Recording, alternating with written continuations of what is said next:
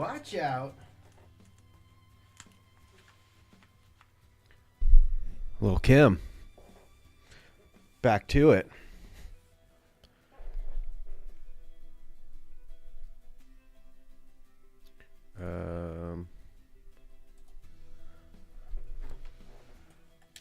What was I doing before? I was looking for like clothes for Cloud, the fundraiser we started.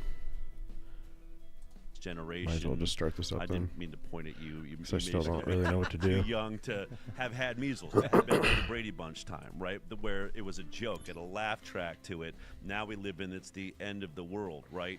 But that same generation is the last generation that never had an asthma inhaler, had no peanut allergies, did not understand what autoimmune disease was until much later in their lives. Every kid now that's a part of the voting body looks at what Robert Kennedy Jr. is saying and saying, there were no autistic people my age. Like, that doesn't make sense to them. They're like, well, of course there were. And the pharmaceutical industry has played on that. The biggest argument they've had is autism's always been here. We're just diagnosing it better. I mean, that is literally the final spot that they've landed on, which is the most insane statement, as Robert Kennedy Jr. is saying, then find me anyone my age with autism.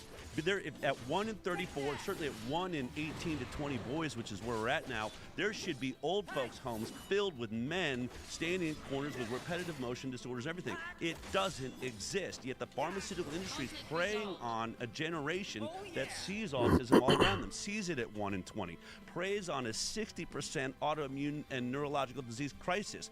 1 in 4 kids is leaving elementary school on a drug they're going to be on the rest of their lives, and that's normal. Girls in college, I'm hearing, somewhere around 50% are on antidepressants. Almost every boy is taking Ritalin in order to focus. That is normal, and they are the ones going to be deciding, who they're going to vote for to protect their health. What do they know about health? I mean, we are so far away from where we were healthy. So to your point, not only are we sick, it's also normalized because it's all that we see, and the rest is starting to sound like a dream or a mythology. And where we end up is, let's say 50 years from now, when entire urban populations, less so in the rural areas, have been on some kind of mind-altering drug. And I don't mean that, I don't mean like a recreational drug. I mean like either for focus or for depression. From the time they were children. Yeah. And then when the Make America Healthy Again movement 2.0 emerges, these people are going to be like they're trying to kill us by taking away our life-saving medication. Right. Yeah, I mean, absolutely. What I always say is we have a generation now that hasn't had a sober day in their lives. They haven't been sober. They have been on drugs since now we're giving infants antidepressants. I mean, it is so systemic. And is such that real? A problem. You're right. Where and the pharmaceutical industry pushes the ads. They have Democrats saying, you're taking away, you're making psychology a bad thing, and you're against, these people, and the fact that we want to look at school shootings. Can we at least put SSRIs on the table as a part of the conversation? It's not allowed. Now you're attacking people that have, psychological issues, and so the whole thing is. It's all wrapped up in wokeism. It's all wrapped up in wokeism. The thing that I find stunning about all this, give me that, is I live in rural Virginia. And a lot of these things that we're talking about is not an issue in my community. I live around farmers and people that live close to the land, or we could make the case they are physicals. And a lot of what we're talking about are problems of the urban society and of people that are living in the virtual world. This kind of division 10 grand, damn. We're touching on here. Glad I came in. Is pretty alien for a lot of, the pejorative is the flyover states. For folks that are out there doing stuff on a daily basis, whether it's HVAC or farming or whatever, they're not living in this world that we're describing in a general sense. So, I want to interrupt you. Yeah, go. Someone brought up an interesting point on testosterone. And you mentioned the flyover states, and I got to thinking, a lot of people in these rural areas, physical labor is just a part of your daily life. You do. Chopping wood is fun, actually, but that's going to stimulate muscle development and testosterone production. And testosterone production is going to have an effect on your mind. And so I wonder how much... And don't forget the role of sunlight. We were talking about light earlier on. Yeah, absolutely. So I look at these cities, and what do we find? People are largely indoors, no sunlight. Limited physical activity relative to how humans used to live a long time ago through the Industrial Revolution and through office jobs and things like this. Obviously, there are people who still do construction and do physical labor, but this means you are going to have. I wonder if this has been studied. Have they tracked the average testosterone levels by region of the United States? I don't know the answer to that. I know that they have been tracking testosterone levels, and it's been plummeting. So is sperm count, and a lot of the other. I would lot of recommend other everyone see the documentary Wall-E. Well, it's a good point, Tim, because I would actually say that have cities never really become watched toxic that movie on all the way every level, through. because I there's need just a to higher sit down and density do of that. all these, systemic inputs that are so I hear it get alien referenced a to, lot. to our body. But a lot of what we're talking about here has to do, if we boil it down, Looks with pretty media good on you. and information and the biasing of information. That's when we're talking about, we're kind of talking about culture and information in media. And the folks that are living in the bi-coastal urban areas are living in a reality in which their entire awareness is being manipulated on a daily basis. Of course, anybody that's interacting with social media, whereas if is the same case or even more so. But if you're out there actually doing things on a daily basis and interacting with others, other human beings, then you're living in a very separate reality. And I think this is one of the things that's really kind of creating a huge rift in the American body politic. When you look at the distribution of blue and red counties that voted for Trump or didn't vote for Trump, it's right there in your face. So I did a quick search. There doesn't seem to be any strong distinction between anywhere in the country and the testosterone levels, save for one state. I have to go to It has very, very high testosterone levels. Which state would you think that is? I'm guessing Texas. You want to Oh, come with no, me? no, but there's two states, and Texas would have been one of them. The other one, any other ideas? Oklahoma. Florida. Florida, really? Yeah. Sunshine. And they're out physically a lot more, people in Florida. And I'm just thinking about the politics of the place. Miami turning red. I'm like, oh yeah. The average testosterone level in Florida is between 500 and 599 NGDL. What does that stand for? Nanograms per deciliter. There you go. Arkansas has appears to be one of the. No, that's incorrect. Why would they put it that way? So most states, it's actually between 400 and 500, and it fluctuates. There's no real distinction between them, except for Florida, which has very high. So it's between 400 and 500. They're 500 and 600. Another one of the drivers in the Shout out Florida. Another one of the drivers in the testosterone crisis, really, I think we We're can leaving say, town. is age.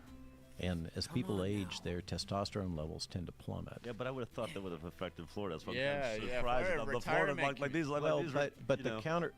counter narrative that's happening now is the rise of hormonal supplementation. Yeah. And that's because if there's this whole discussion going on, can you never reverse ends. aging?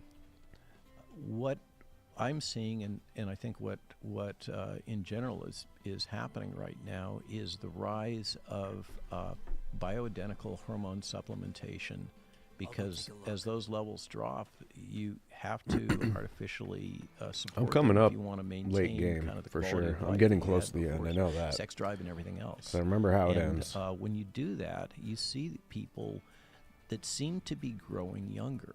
It's a paradox, and if they drop their weight and they get on bioidentical hormone supplementation, which by the way, the government doesn't subsidize. They will pay for you to have synthetic hormones, but they won't pay for you to have bioidentical hormones. You have to pay for it out of your own pocket.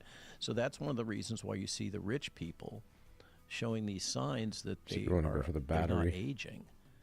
You see these Like Pablo. 80-year-olds or So Larry the Ellison, legs right, the are other day. basically nothing.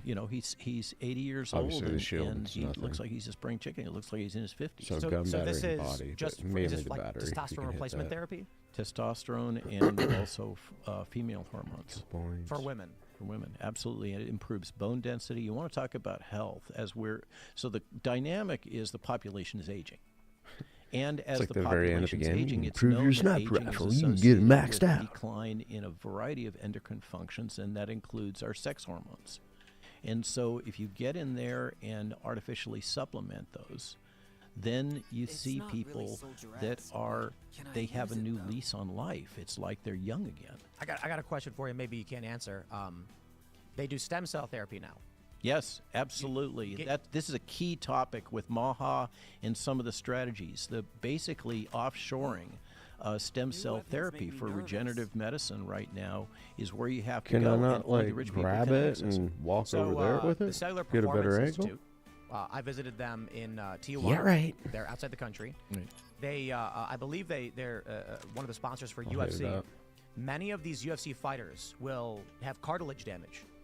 They will inject stem cells to the damaged site. The stem cells will then effectively copy the cartilage material and regrow it. It's the battery in And the so back. I met tons of see. fighters who said they had, Right rotator cuff trigger. injuries. And this And I, like, hold my is breath. totally contrary to the established narrative in medicine. You're not supposed to be able to do this, and what these people are is biohackers. Okay, we put out an essay the other day where we talked about methylene blue. I mean, think about it. We now have, as the Secretary of Health and You Human are Services, shaky, bro. Good a Lord. bodybuilder biohacker. Yeah. Okay, what's happening There we in go. these sectors, like you're talking about the WFC and the bodybuilders and weightlifters, they are biohacking themselves. They're experimenting He with drifts like nutraceuticals, crazy. vitamins, all these other supplements in a really aggressive way. And what they're doing is they're experimenting on themselves, and they are I breaking got like the a ice for quarter of all his us. health, We a owe 'em third huge maybe. debt. Well, You made an Couldn't important quite word tell. though, because experimenting. I think a lot of people like. I don't Oh, we jump on like this is escaped? where an FDA is necessary. Like stem cells super cool, Oh. but I don't just want to go to anybody that's injecting in Oh. the eyeballs. Oh, it does all this stuff. Yeah, but what is we don't know what the long-term effects are going to be for these UFC fighters. It may be great, but there Oh. aren't long-term trials Right. there. Things like that. So don't know how I I'm feel all about for. that. You should know you're experimenting. You should know the product should say this. We have no long-term idea of How do you does enhance? it keep growing? Does it turn into Oh. tumors? We have no idea where this is all going. It's so brand new. So yes, experiment. Yes, we should do it. Use it your own America. risk. Yes, Use it your own risk. But I think we get into a dangerous place when it's just like, Not oh, very it should good just at be this, available guys. to everybody. Look how great it is. Mercury was great as a product. I mean, it got rid of cold so quickly and cold sores. but and Del- everything, but I Okay, go ahead. the question I wanted to ask when I brought it up was, when they do stem cell IV infusion, they say that damaged, inflamed cells release And then he's chemical gone. signals. Like, holy They crap. attract stem cells. The stem cells then How are you bond supposed to the even take area these things and out? I replicate don't know. the nearby cells, effectively repairing the damage. What would happen if someone got stem cell treatment every 3 months? Can I just go up and fight him? Could they live forever, or what would happen if they're Zach's constantly pretty bad with injecting the, themselves with stem the cells to old repair gun. damaged cells? The answer is we don't know. But, The old but pew this, pew. the regenerative medicine is opening up whole new frontiers in terms of human Nope, longevity can't. and the Alright. effects of age. That is undeniable. And unfortunately, because of a variety I of should have just said, policies, I'm it not is good with the only sniper really rifle. I available wonder what to the happens. wealthy or those that are willing to commit a large fraction of their income to maintaining their own personal health. But this, personally, Crap. you made the case that the FDA should be drawn back, or certainly you recited the case that the FDA should be drawn back to the position Oh, did I where get it one? ensures purity Oh! and identity. Those are the Safety- technical safety and terms. purity, yeah, yeah. Safety, purity, and identity. Okay, and doesn't take a position on efficacy. It basically allows the consumer to make their own judgment. This is a fundamentally a libertarian position, and it puts you in control, Tim, of your own health. You are the one, and it requires a person who is willing to take personal responsibility. And in our culture right now, this is one of the fundamental problems. We don't take personal responsibility for our own decisions in every which way, including our health decisions. And so that's when we end up with this position. Well, the state has the responsibility to ensure that everything is going to be hunky-dory for me if I do this, that, or the other thing. And because I don't want to be personally responsible for it. The drift. This gets into the logic of the pediatric schedule, Yeah.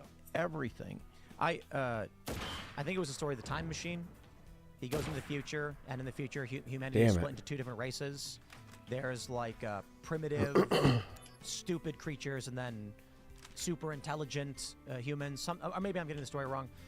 But thinking about all this stuff and talking about stem cell therapy and other popular trends in health, it really does feel like we are moving in a direction where humanity will exist as two different cultural sets. Well, this is the transhumanism argument. Right. Okay, is that there is a school of thought, a lot of it concentrated in the Silicon Valley bros, the tech bros, that the human species is obsolete. We've mismanaged the environment, and we have to turn over management of the globe and the future to intelligent machines. I mean, how many science fiction movies do we have to see about this, right? Terminator being the notable one, and The Matrix being another. But the theory is that humans are obsolete, that humans that refuse to accept things like Neuralink, that will allow them to directly connect as opposed to the indirect connections that we have with these, with this, monster database, artificial intelligence entity that's out there that is moving towards general autonomous artificial intelligence. That's the Larry Ellison thing that he pitched to the president on second day of his presidency. So if you don't buy into that, then you'll be left behind and you'll functionally become akin to a pet. And this is where a lot of the logic of the useless eaters, you've heard that, right? Klaus Schwab and all that, that's coming from that same space, that there is this theory that we are going to move to a position where eventually it's only going to be the machines that are going to be the evolved species, and human beings are basically going to be akin to dogs. But and you recognize that, but there's nothing you can do about it.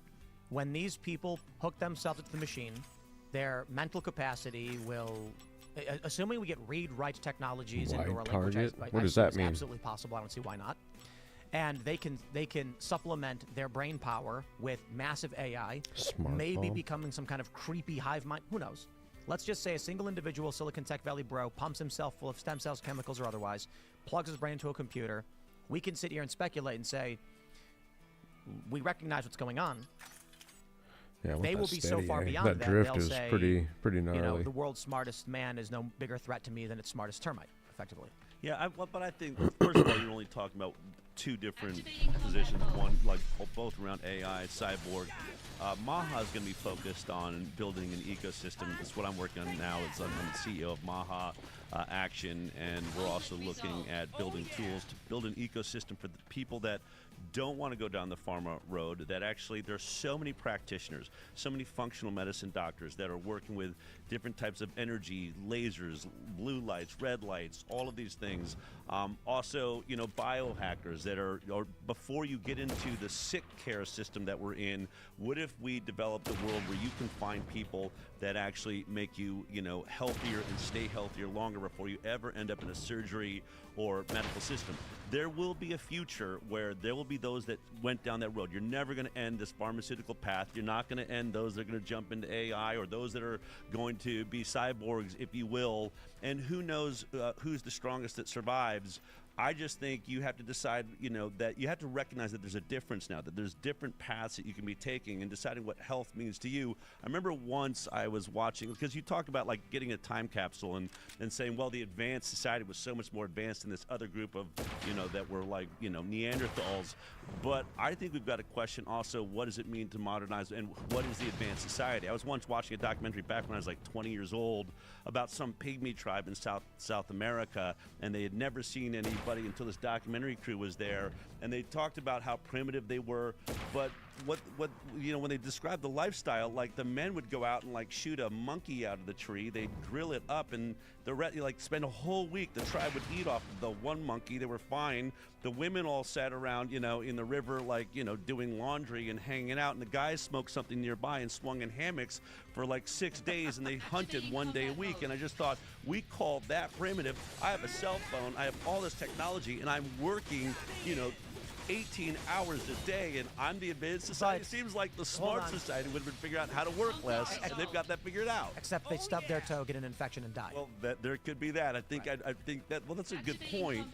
But what world do you want to live in, and what does being advanced actually mean? I think is a big question. Thank you, Del. And that's perfect lead into what I was hoping we could get into, is as humans, where are we going with this? What is it that we want? The thing that makes us human, and that is being so badly damaged by this and that world, that tech world, is that one of the fundamentals of being human is your connectedness to other humans. Yeah.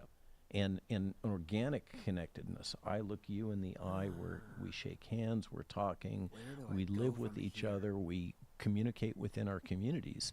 That is what really gives value to life. I think there are two worldviews, and one is I exist to serve God, and the other is I want to be God. Fair enough. Yeah, I agree. I like that with distinction. the transhumanists, and I think of the culture war, they want everything, and they care for nothing but themselves, largely. It's narcissistic. But then you have the inverse, which is the I exist for the greater, be it, those that find themselves aligned with Trump or Maha, who are secular or agnostic or atheist, still believe in the bigger picture, that we exist for a better society, a better community, a country, or universe, whatever it may be. And then the religious and the devout say, I exist for the will of God or for God's divine mandate, whatever it may be. The tech bros are basically like, there is no God. That's I should exactly be right. it. That's Yuval Harari. Yep. And not only is there no God, we have become the gods. That is explicitly the position of the World Economic Forum. They're wrong. I think it also comes down to fear of death. Yeah. Right? I think if you have a connection with God, you don't have a fear of death. And you live for the moment and the day that you're in. You realize that how long I'm on this planet, it's how I live anyway. And people are like, how do you do what you do? Aren't you afraid? Things like that. No, not at all. Because I live for the day I'm in. I want my kids, no matter when I die or how I die, Not today. I'm trying to represent to my kids, be passionate, do what you love, interact with human beings. How long you're here is not defining the quality of your life. You want to live every day. I want to go to bed every day and say, you know what, if I die tonight, it was a great day. I truly interacted. I had great relationships with people. I did what I was passionate about. I was good. People were good to me. It was an incredible moment, and I don't care how long we're here. And frankly, I go to a lot of these biohacking seminars because I'm in groups and I speak at them, but I don't want to live to be 100 years old. I want to have the best life I can. I want to be as healthy for as long as I can, but living forever to me is someone that's just afraid of dying and not accepting that this is just a temporary journey here. It's a return to what is real, right? And Yeah. and how do you get that? And it's real connection to people, to the environment. And I'm sure you guys have seen like the blue zones and this documentary, and it's always analyzing how these centenarians live, and it's because they just live a real life. They're outdoors, they're connected to their community, they're walking, They don't eat overeat. real food. Yeah, they don't overeat, and they eat real food, but it's all the holistic picture of what is real, and that also comes with the purpose. And when you have a purpose and you have that mortality, that makes it even more special, and that's what's really, I think, Maha should be focused on, and that costs little to no money. And that's the whole key here, is it should be decentralized, because that is accessible for every single person. It's one of the things we're thinking about right now with Maha Action is, and this is an idea from Dr. Oz, who I'm talking to, and Bobby, like, can we have an Alcoholics Anonymous, but for health? But we're just about community, where we're going to try and set up on our website where we'll just give you like 3 interesting, a study or an article or a video, and anywhere you are in the country, start setting up groups to meet with each other, get together to have an experience, Thanks, to talk lady, about where your health is that at. I don't really Meet know someone anything that about. Says, hey, you know, I have been overeating. I'm eating late at night. Can I give you a call? And maybe you can talk me off the leads once in a while. I'll try to do less like midnight cheesecake. You know? This is, we talk about what is causing all of these problems, and people like to mention the chemicals in our food as one, pharmaceuticals perhaps.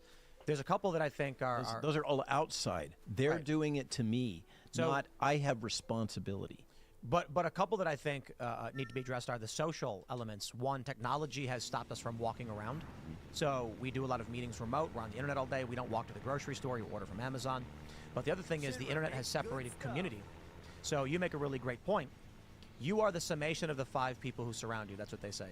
But if you're surrounded by no one, You're just sitting in your house, you're eating, you're not exercising, you're getting sick, you have no influences. If you go out and meet people, like you were saying, and make those connections, you will be heavily influenced by what you are able to do with those people. For instance, if you want to get out of your house and hang out with people, and every time you do, they insist on going for a walk at the park, you will find yourself walking and losing weight inadvertently without effort. Right. And you're outside. Exactly. Sunlight, better health. Yeah. Then you're going to be like, normally I eat a double cheeseburger, a large fry, and a large Coke. And the other 4 people say, well, there's this really great, chicken place. They've got lean meats and vegetables. We'd rather go there. And then you're like, okay, I guess. You look at the menu and you're like, no cheeseburgers? I guess I'll get the chicken breast with broccoli.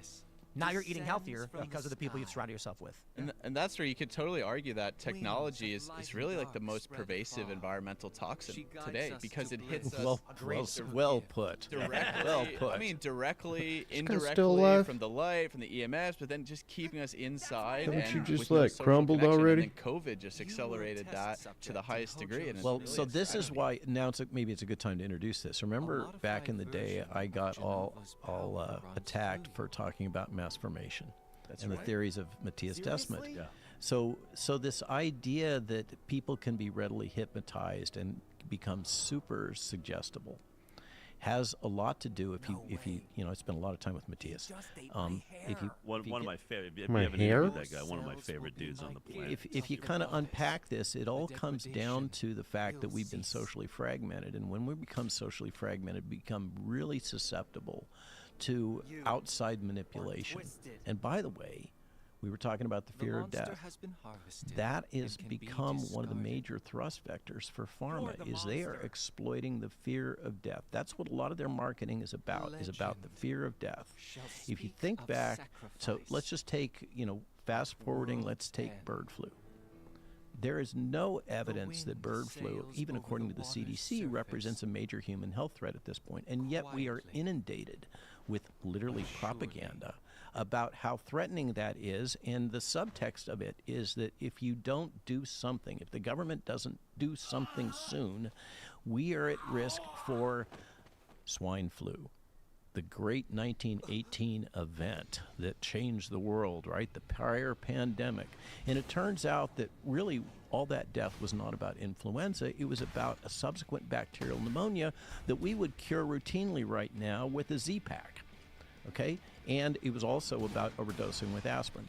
But this is weaponized. They personalize an anomalous event, like a measles death in Texas. Yeah. The first Measles death is a in great 20 example. Years, the first death in 20 years from a Brady Bunch episode illness that had a death rate of 1 in 10,000 before a vaccine ever came along, and that's amongst the infected. The death rate in America was 1 out of every 500,000 people died in America, but they make you think that one death could be you. They don't look into, was that child sick? Were they malnourished? Did they have other issues? And that's what I'm why is arguing this New York Times happening? doing right now. To address the bird flu thing, Yeah.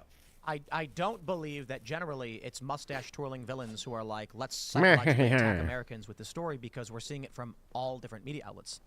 What it is, largely, and there are certainly. Well, you're people, assuming that there's diversity amongst those media outlets. there certainly are, because the UK outlets are not operating in the same space politically and regionally as the American. No, but they are all wrapped under the Trusted News Initiative that's run by the BBC. So a UK outlet with different politics to an American And conservative jail. outlet that are at odds with each other and on the different spectrum reporting the same things are not part of the We same did that with initiative. COVID. I mean, The issue entire is- world pushed the same false narrative around You haven't COVID. been following USAID. So the issue largely for these media companies is, while we do know that there are powerful special interests that are deeply intertwined that want certain narratives to emerge, there are major pharmaceuticals that are running principal advertising and the bulk advertising for a lot of these companies. The smaller outlets that are doing this, and the reason it's much more pervasive than just principal corporate news outlets, is that they're all going out of business. They're laying off their staffs left and right. 538 is now shutting down. ABC's laying off staff. CNN's laying off staff. And they will latch on to anything that terrifies the public to make money. It's the Not old. true. It's old. Not true. Well, it's the old Because they could journalistic latch thought. on to autism and vaccines, and they would make a fortune. Not so, they'd lose so, their advertisers. huh? They'd lose their So advertisers. that's the point. They don't. So it's They not don't just talk on about. the They don't talk about So fentanyl. this is exactly my point. Okay, all right. They need views to sell ads. Yes. They cannot offend their advertisers, be it Burger King or Pfizer. Right. How can they get views? They're going to scream bird flu in your face as loud as possible. Right, Then because they're- it's then they're- acceptable to the advertiser. So they're in a very narrowing hallway, and it's why they're dying. But that ecosystem that you're talking about, the kind of if it bleeds, it leads ecosystem, which is what we're talking about, that gets clicks, likes, and follows, and advertising revenue, propagates all the way down to the smallest podcaster, frankly. It does. Go see your So, Maja. we are seeing a big change with podcasts in general because sponsorships have decentralized completely, and Is this right? there are shows Right. that built themselves off of particular audiences. So I'll give you a great Oh, example Scrats. of the limitations we face. Are you familiar with the Hallow app? It's a Christian prayer meditation app. Okay, no. I think it's awesome. I think it's a really cool thing. Mark Wahlberg advertises it. It was Ash Wednesday this week. Chris Pratt did a commercial. It was very great. I am not a Christian. I do believe in God, but I'm not a Christian. They sponsored Timcast IRL, and I said it's not appropriate for me to read an ad for a Christian prayer app as not a Christian. Behind However, you. Mary Morgan, So a predictable. recurring guest, one of our hosts here at Can you guess Timcast, your is a hometown devout would be Catholic and the does first have the place app and we'd said, look? "I will read that." Advertisers come to us, and Here as to a see your as a parents? more in a more decentralized way. I'm not going to run an ad because in the podcasting space, I as see. the host and the personality that represents certain moral values, have things I can or cannot offer up. guess you're How could right. I do a show It where I was pretty routinely talk careless. about my spiritual views, not Christian, but Where we going? not necessarily deist, and then all of a sudden be like, careful. I'm gonna promote this ad saying it's the best ad. You can find Security Jesus, is whatever. very tight People right would be now. like, you're full of it. Right. That's That's the right. problem. Is you You're destroy rare. you'll in the destroy your area. legitimacy. So now with the media space being decentralized largely, deal. and instead of there being 3 channels, there's 300 top podcasts. I see. You're not going to see Joe Rogan, see. in all likelihood, run an He ad died for by your Pfizer hand. and I'm not Fanaps surprised. Paradone or whatever it's called, I think because he he's going to may be like, help us. I routinely talk against big The pharmaceutical Sikh manipulation of Shimmer. media. How could I read this ad for any amount of money? Interesting. Whereas cable TV Study news reports were true. has not why attached would he come any to a individual's place like worldview to Ungaga? the ads they do. He came So here it to doesn't matter see if a host says, I'm deeply concerned about Big Pharma, and then a What other commercial reason runs for could Big there Pharma. be? Likely, the editorial away if you department will can, say, Angel. ease up The on Big Turks are Pharma. They're watching." sponsoring the show. I'll give you Or, 10 or minutes. famously, one of my favorite jokes from The After that, Simpsons I is when return Krusty to the the Clown Turks. Return. says something off color, and then Bart Right says now. he's just going to blame it on his Percodan not addiction. mad. And then Krusty says, it's not my Bring fault, bad it's my news to Percodan your addiction. parents. Anyway, now a word from our new sponsor, Percodan, crap! Yeah. That's how it used to be.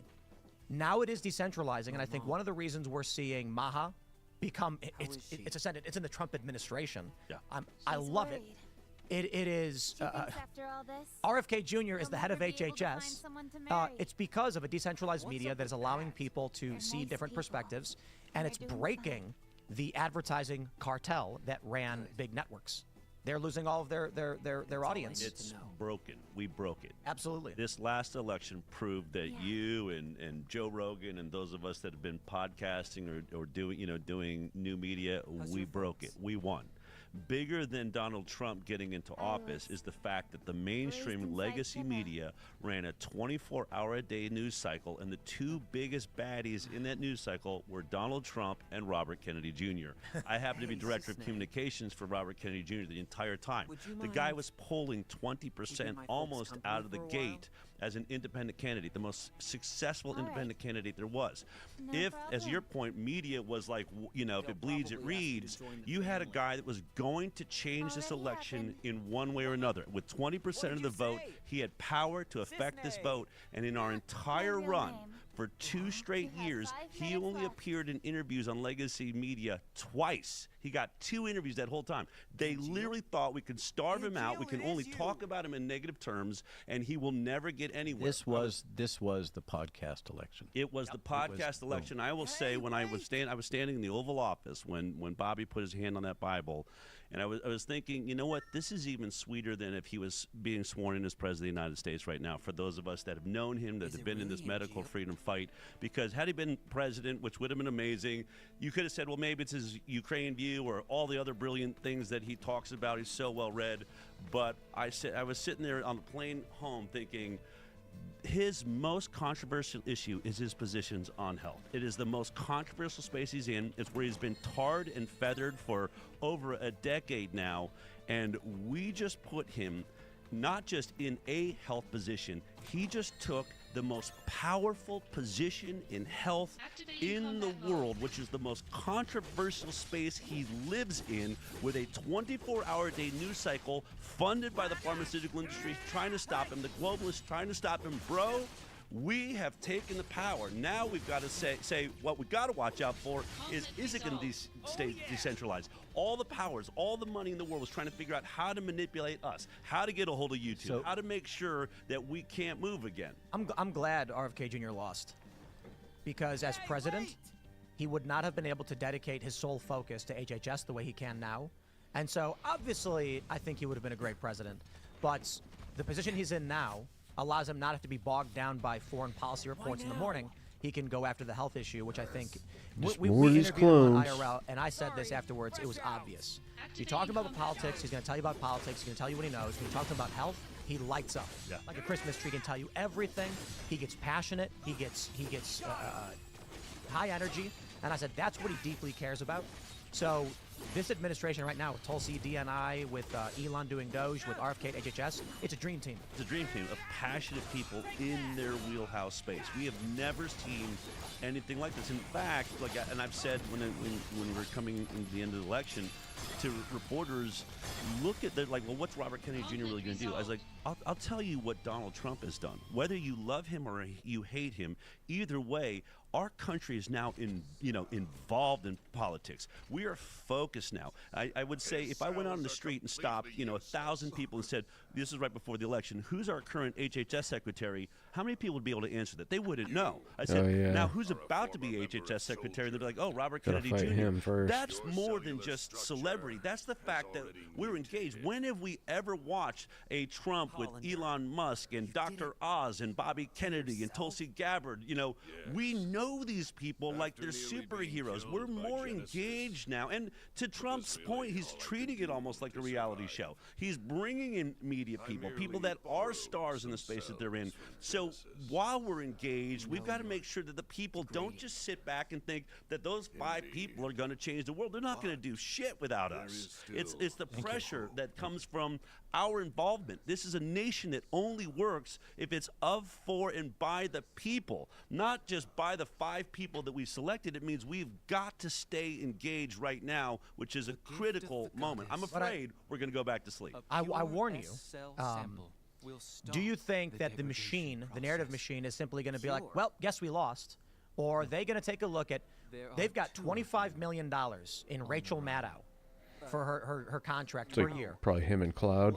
They're going to have a meeting, and they're going to say, and I mean literally Comcast, MSNBC, big corporate heads, big Democrat donors. They're going to say, how many top global podcasts can we buy for $25 million in a year? And I'm going to be honest. You go to any of these prominent liberals, offer them $1 million, they will say yes. In fact, no, Genesis, I haven't been reading your poetry. Free of charge in exchange for marketing and being part of the network. $25 million for Rachel Maddow is flushed down the toilet when she gets no ratings. Sure, she gets great ratings among 70-years. But with this being the podcast presidency, expect to see this year and next, I'm talking hundreds of millions of dollars invested into liberal establishment. And let's just say you're going to start seeing big podcasters brought to you by Pfizer. I agree. I don't think it'll matter. I think what this encapsulates is the importance really is not just of Maha and the administration, but the continuation of the momentum on the consumer level of people. And if that continues, then that stuff won't matter. I think it will matter. You're not popular because of the people that fund you or the ads that you do.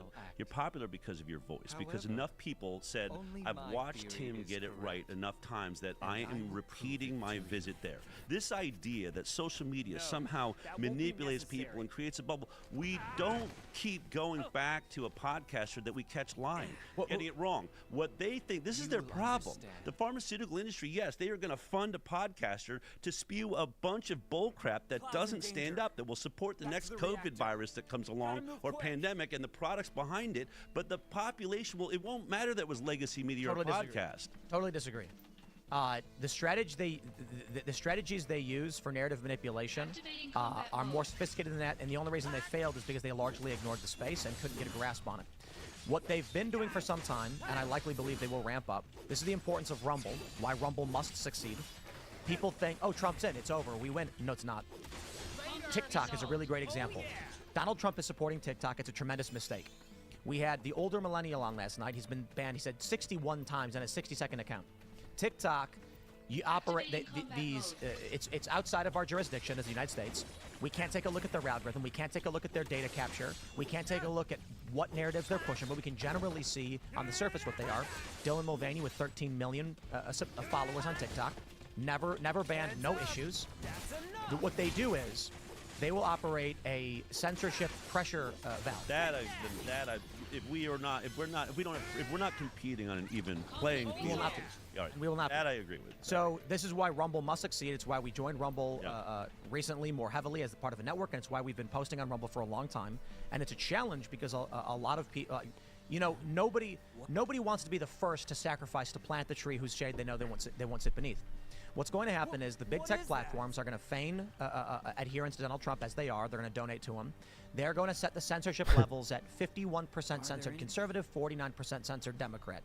They're going to create a downward slope towards pro-pharma, pro-narrative machine, knowing that if they come out with the liberals' version of Joe Rogan, who simply says, we love Big Pharma, it's not going to work. But if they suppress Joe and cap his maximum reach and then prop up more moderate. I'll give you a good example. Gavin Newsom. Why is Gavin Newsom sitting down with Charlie Kirk? Yeah. It's because he's trying to recapture lost liberals and say, what are the issues we can sacrifice on? He talks to Charlie Kirk about transgender sports. He talks to him about books in schools, and he concedes largely those points, resulting in a massive leftist, far leftist backlash. He does not care. Cenk Uygur and the Young Turks, same deal.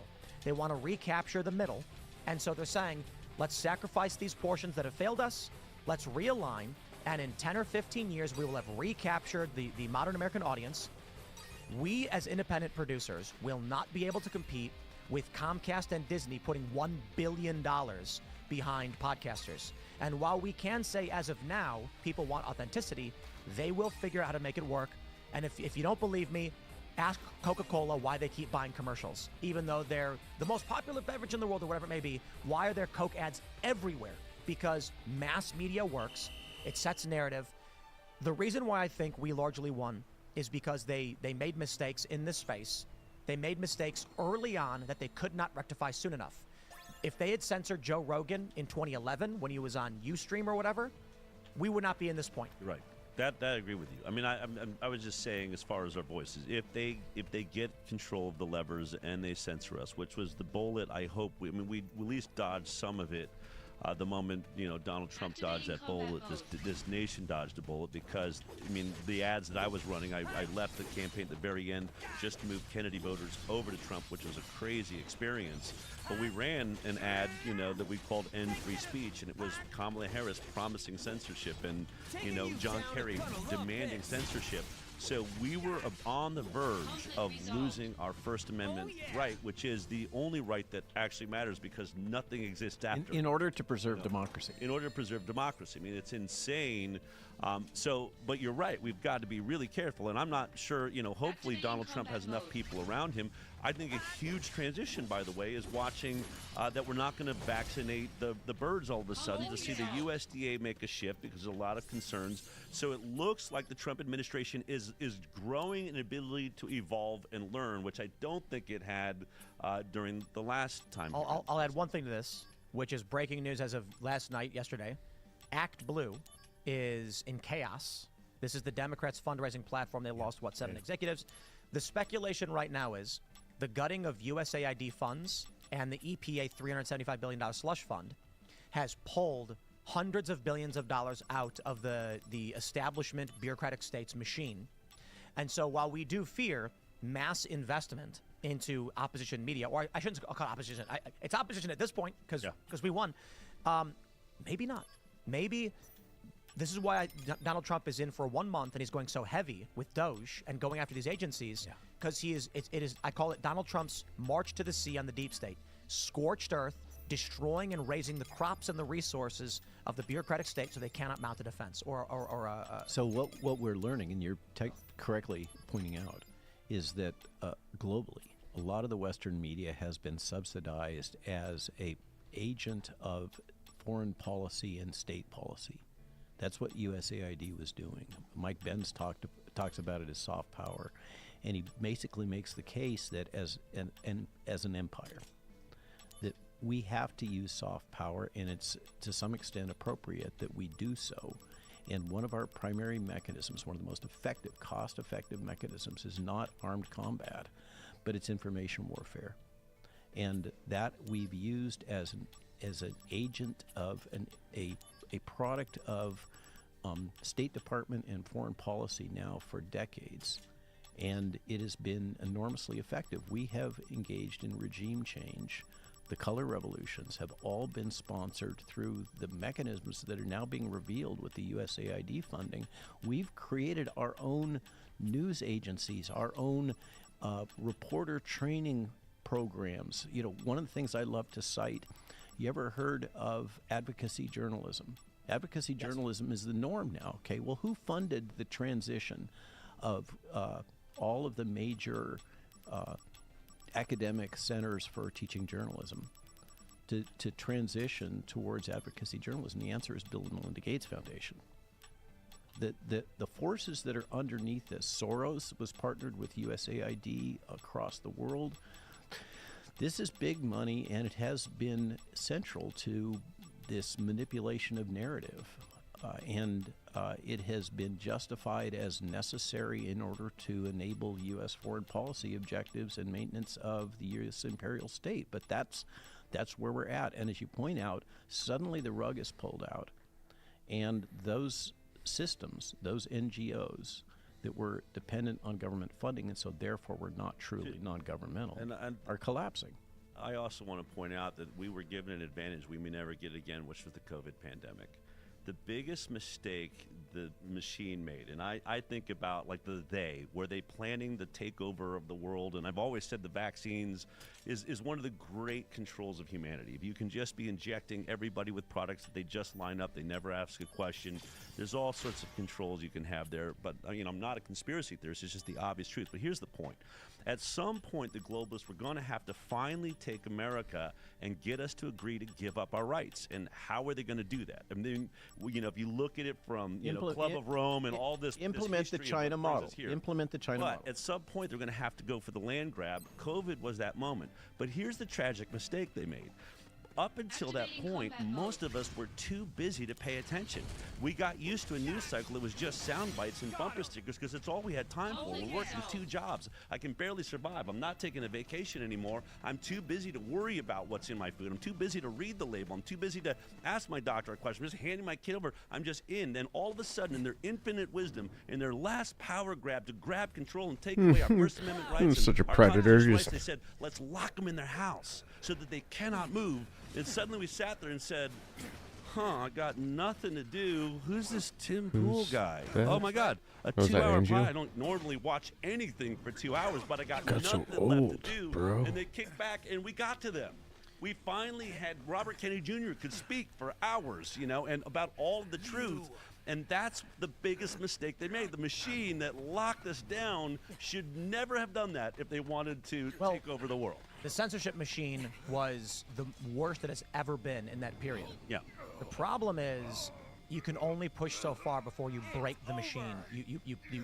The pressure causes a political explosion. So for shows like Yellender. Tim Guest IRL, for instance, we were enjoying during the peak of COVID, 80, 90,000 concurrent viewers per episode, getting 1 million plus per night. People had nothing to do and nowhere to go, so they were watching nothing but us criticize, not so much anything that broke the rules, authoritarianism. Right. So for a lot of shows that spoke about lab leak theory, vaccination, Hit me or with your alternative purse. medications, whatever it may be, banned instantly. For shows like ours, we were like, look, man, talk to a doctor. I'm not a doctor.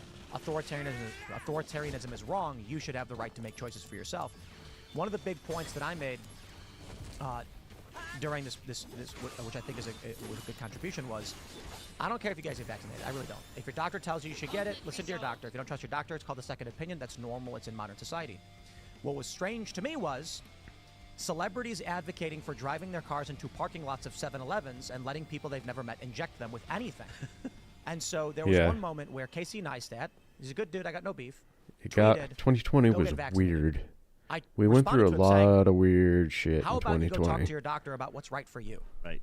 And he responded with, that's strange. I didn't go to a doctor. I pulled up into a parking lot and got a vaccine from a site. And I said, you let a strange guy on the street inject you with something without going? And for that narrative right there, one, didn't break any rules. I never told anybody not to get vaccinated. I'm saying, no. The rules were, you cannot give medical advice to people watching the show. That's what the big concern was. I agree. I do not want that liability on me. So we had doctors out here. I got prescribed monoclonal antibodies, right? They told me, I was told not to get the vaccine because I was too young. They said, don't take it from someone who needs it. Junon? And I said, okay, Why would you that's do it. such a thing? Maybe your doctor will tell you something different. Maybe he'll tell you to get vaccinated. But would you really walk into a 7-Eleven parking lot and let a stranger you never met give you an injection? What if you have an allergy? What if there's something in your medical history the doctor doesn't know about? This was for a lot of people like, oh, that makes sense, and they couldn't ban us for it. We didn't break any rules. So for the people that were outright saying no, and for Well, not everybody me. else, I was outright saying no, but I had a different model than you. I went basically on Pause this completely on real quick. donations. I built my own website. I built my own player. I got off because I. And its place is a desire to help you. A desire to save Genesis. No. It's bigger than that. I want to save the world.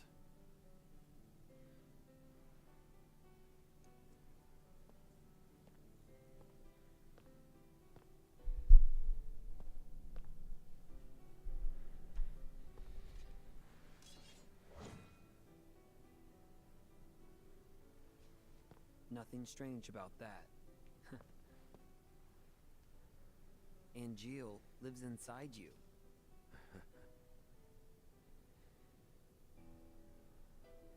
Genesis is trying to obtain the gift of the goddess. But what is it exactly? No. Whatever it is, he must be stopped. I just don't understand what he's talking about at all. What should I do? Angeal may show us the way. Perhaps. Maybe. I hope so, Director. Director. So, Zack, what is your dream? Huh? Oh. Let's see. To become a hero. Unattainable dreams are the best kind. Oh, come on. Lend me a hand. Just shut him down. You and Angeal both. If we pull this off, we'll all be heroes. At the very least, I feel like one.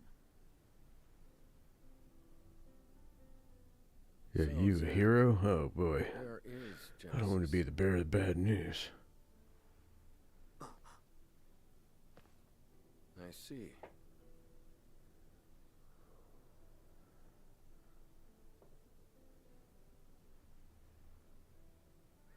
What is with the apple?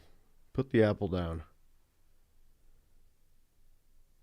It's blue. It's purple. Kind of both.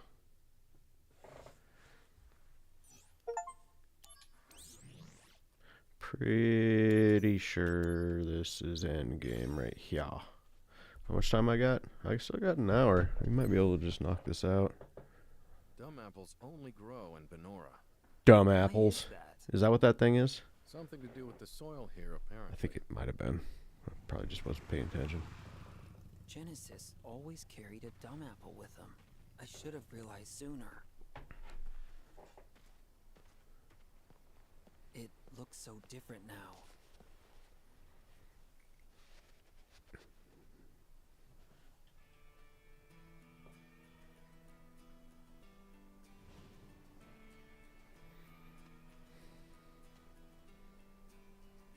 Can I leave Cloud with you?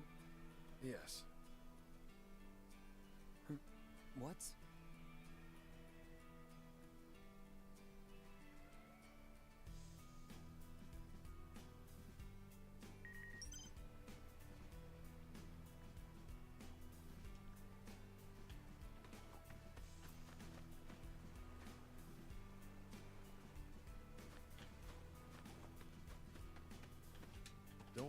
without Cloud. I promise. So what am I doing here?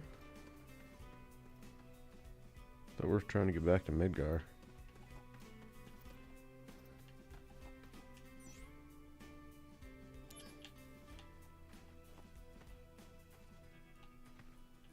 Yeah, what the Vern Fonk is this about? Was this here before? Where does it lead? I don't remember any of this.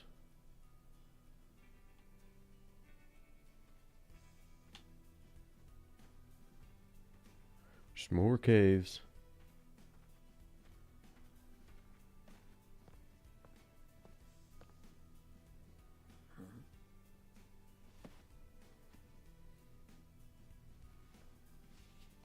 Benora White Juice. First prize processed foods. National Agriculture Awards. Oh, wow. The idea for this juice came from a Benora youth named Genesis. Wow. Just wow. Just wow. Genesis's comments. I am very honored.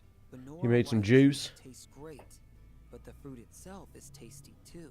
My dream is for my parents and I to serve the hero Sephiroth our apples one day. Genesis.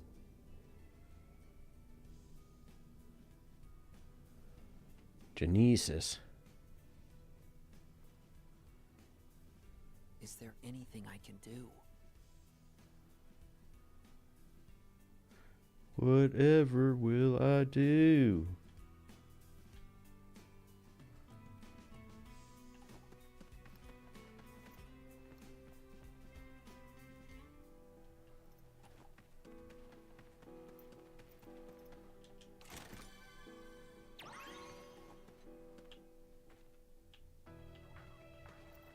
Light materia.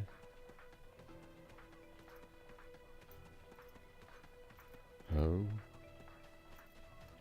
Ho.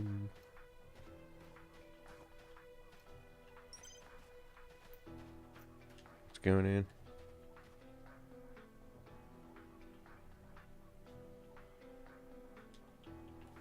I'm in the last chapter.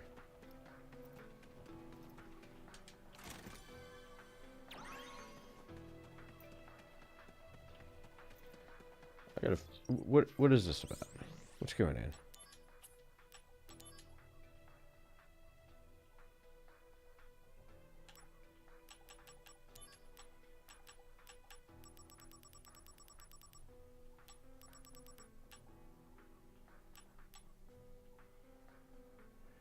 That's pretty dope.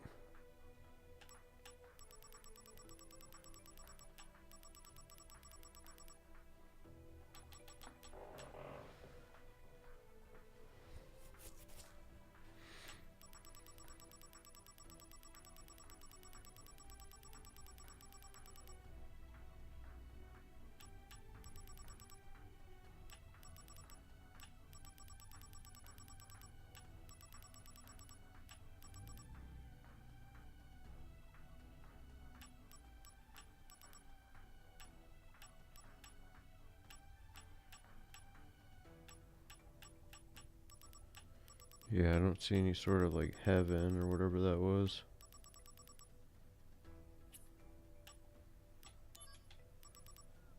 I want to do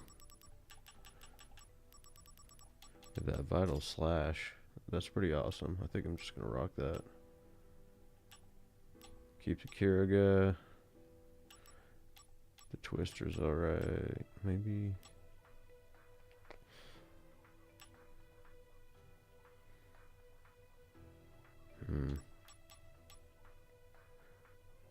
Probably fairly soon I could get rid of that HP. I could shoot that. That would bring it down a lot though, wouldn't it?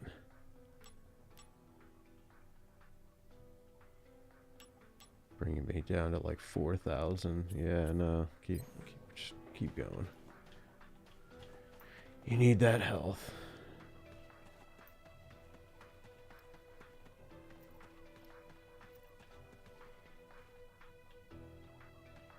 It's bad. Wait, which way am I supposed to go?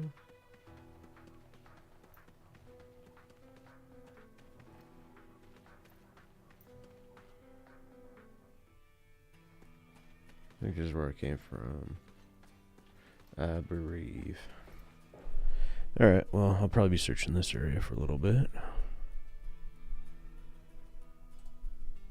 I was canceled on YouTube. I was canceled on Facebook, but I saw it coming. And when I saw it coming, I said to all my audience that I built on those platforms, they're going to take me down. They're going to take me down. They're lying to you. The highwire.com, just know I'm there. And we ended up through COVID having 7 million views a week on our show. And I spend half that money suing the government of the United States. So I've won against the FDA, the NIH, CDC, Health and Human Services. When you heard that the Pfizer documents for 75 years, the FDA wanted to hide the Pfizer data, my nonprofit, my viewers paid to win that lawsuit. We won the Pfizer data, the Moderna data. So you want to talk about activist television? I'm an activist. I spend millions of dollars on the money I bring in suing the government of the United States and proving my truth. We got time for just one more thing. I want to ask you about that. Now that RFK Jr. is the HHS secretary, what happens to the legal, during the Biden administration, you're suing, you're demanding information. Do you now simply text him on the phone, please, can I have this information? No, because he still needs an avenue to get the information out. There's only so much he can report. We're still going to be bringing FOIA requests, Freedom of Information Act requests. We have a bigger legal army now going after the government than we ever have before.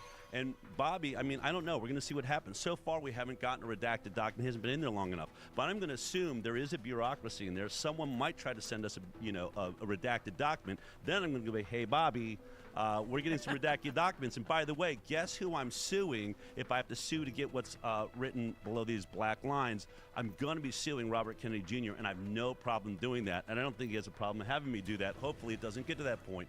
But this idea that suddenly the legal pressure is going to be off, it's the same thing I'm saying. Not only is our legal pressure going to double up, the public pressure has to stay on there. Robert Kennedy Jr. can only do what he wants to do and bring transparency if we keep demanding it. If we go back to sleep and just let the pharmaceutical industry infiltrate our podcasts and take over our television, he will be powerless. His power is in the people right now. And so we got to watch. Look at how much they're trying to turn the entire country against. When did we ever care that government was being fired?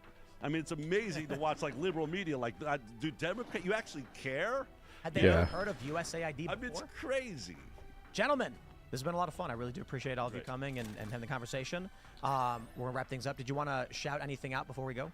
Yeah, just check out mahaaction.com, and then my other background is the highwire.com. That's where I do a lot of my information, my most cutting-edge stuff, and we're still funded by the people, and so far we're up and running. Right on. Malone.news, Cywar Enforcing New World Order is the book, and at RW Malone MD on X, Truth Social, Getter, and now Parler.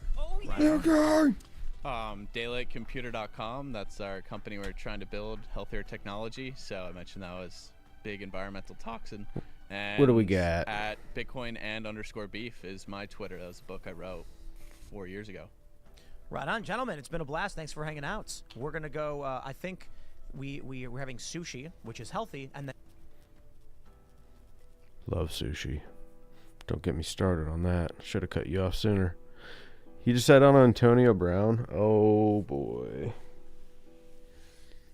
Okay. Last time I watched Antonio Brown try to do an interview, it was a shit show. Should we attempt? He doesn't have much to say.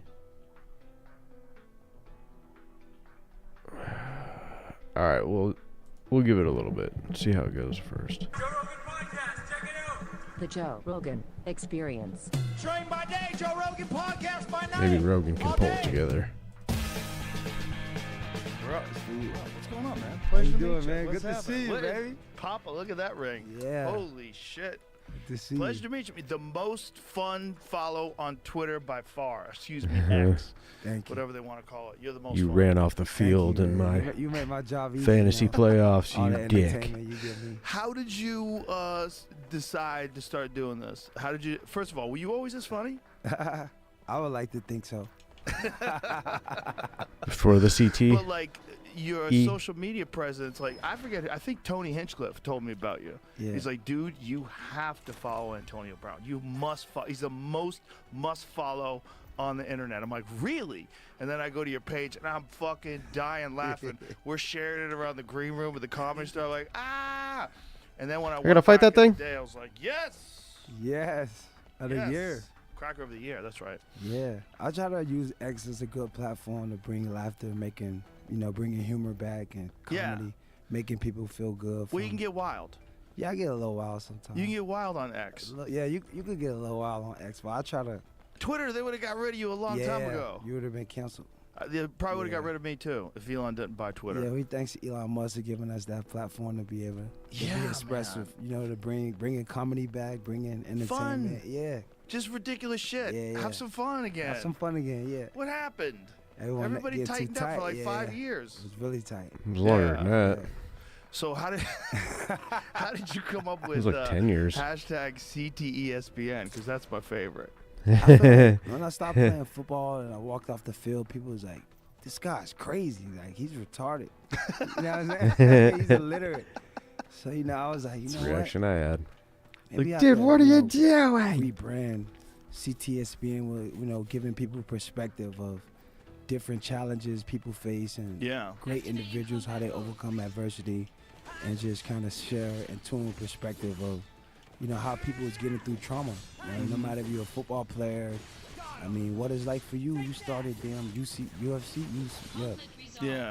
Like, The reality of head trauma is something that we're like, as a society, we're just embracing over the last 10, 20 years. Yeah. Like, it wasn't for that concussion movie. I think that opened up a lot of people's eyes. That Will Smith movie. Yes. And the story, that doctor, of him finding how many people have like significant brain trauma from football. Yeah. So for me, I try to use it because this is a serious standpoint. A lot of ex-players and players has been diagnosed and passed away from CT. So for me, on a serious point of bringing record awareness and bringing a reality standpoint of what athletes and people fighting or anyone in their daily lives facing from head trauma, of just people writing them off, and encouraging therapy, encouraging how do you get through tough situation and then making it funny. You know what I'm saying? Because I feel like nowadays if you do something crazy, people like, oh yeah, that guy's crazy. So it's like, let's just show why they crazy in CTSPN and show the cause of the craziness. You know what I mean? Yeah, there's a real cause to craziness, and we're ignoring it as a society because we love football, we love MMA, we love boxing. So we just kind of like overlook it with the entertainment. Keep moving. Keep hitting. I'm friends with a lot of dudes, so I get to see what they're like after fights. Like everybody watches the fight. The fight's amazing, and then you run into them after fights and have a conversation with them. Like, oh man, their whole head's swollen, can't move their hands, can't walk, calves are blown out, knees fucked up, ice here, this there. It's a challenge. It's a challenge, man. It's a real challenge. And when you started playing football, nobody even thought about it. Yeah, because you just, you never think about the repercussions. You just think, how to make a better life. Well, back then, nobody even really knew that was going to happen to football players. It was kind of a thing that they thought about with boxers. Rarely people talked about football players who aren't doing so good. Yeah, so I feel like CTSPN was brought back to recognize the awareness of high-level people experiencing trauma and not being able to overcome that trauma, because, life's change on you in a second. You playing football, it's going to come to an end, and then what do you do next? Yeah. That's the hardest thing, right? For pro athletes, you go from being a kid to all of a sudden you are making millions of dollars. Yes. And you're young. Yes. And you're wild, and you're not thinking it's going to go away, and then all your friends are buying jewelry, and all your friends are buying Mercedes-Benz and Bentleys and all this shit, and you're like, fuck. And I think the number was something like 85% of NFL players go bankrupt within X amount of years after retirement. Exactly, because the lifestyle, we're making so much money and being able to transition in regards of having a new career, not making that much money all at once like you used to. Yeah. And I think sometimes bankroll could be used to protect assets in regards of people coming after you too, knowing Right. you're a big For target sure. when you're in a position. Of course, yeah, but that is another problem with getting wealthy is that you become vulnerable to scoundrels. Yeah, the and, scavenger. and dirty hoes. Yeah, dirty hoe, dirtbag. Dirty money grabbing, like Yeah, musty like bitches. calculated hoes. Yeah. You know, ones that it's not just like, well, the relationship didn't work out. The lawyer told you can get some money Yeah. from him. Maybe you should go for it. Yeah, fuck him. No, it's like from the jump, they're calculated. Nah, these ladies these days, they gonna have a nigga baby because they homeless. Mm-hmm. Yeah. Yeah, you gotta hit them and back to the streets where you belong, bitch. You know what I'm saying? Did you ever have situations where you thought like girls were trying to like get over on you? I just feel like nowadays, girls just want the BBD, the biggest and better deal. Right. It's Yeah. like, you know what I'm saying? Who That's gon- built into human nature. Yeah, it's like, That's- human nature is that's like, what's genetic. the next best thing? Yeah. So- It's called hypergamy. It's like a natural state that women Stay in, right? Well, they look for, like, if you're doing okay, but then all of a sudden she starts working for a billionaire and he gets divorced and he's real friendly to her. Next thing you know, she It's the starts op. she starts picturing that Seeing closet. the op, right? She starts picturing that closet, seeing all those shoes and purses and Yeah. all that jewelry. She and- started licking chops, Yeah, going to the like, movie theater. like, he's actually nicer to me than my boyfriend. Yes, And then they start yeah. justifying it, and next thing you know, old She's Jeff's going. millionaire. She's going to the movie theater. It's hypergamy, yeah. It's a natural state that some women, I mean, obviously there's great women out there with character and morals, and they don't do that, but it's a natural thing that women do. They try to find a better suitor. Bigger and better deal. Yeah, yeah, yeah. When you talk about CTE, when did you first start noticing the effects of football? I feel like to me, I always knew like the game was gonna come to an end, and I feel like to me, I always played the game smart as a receiver, not putting myself in bad positions, getting hit. But I did have a chance to, rest in peace, Demaryius Thomas, one of the ex-receivers who came in the NFL around the time I came in. I had a chance to see him experience, some of that CTE trauma and in the midst. How did he pass? From CTE. Yeah. Yeah. He passed from CTE. Yeah, when they study his brain, yeah, because I don't want to speak about the problems that he really had, but yeah, being a close friend to him, we seen some of the experience that he was going through, and playing for Temple my last year when we won the Super Bowl, I think it had a player, Vincent Jackson, rest in peace, also passed from CTE. So for me, it's a real thing. It's a real thing. And not only just from the hits you take, but like you said, aftermath of your career, or having a moment in your career where some guys can't get over it, or you done seen fighters have a fight, or it may not go the way that they wanted to go, and it could possibly affect the outcome of how they look at it. And I feel like we all have traumas in our lives no matter if you play sports or not. Yeah. So it just weighs in awareness of getting mental therapy and being able to, work on yourself so you can have a better life. Yeah, that's an important point you brought up, like the psychology of an athlete. You have to learn how to put losses behind you and failures behind you, and regain your confidence, and then excel and move forward.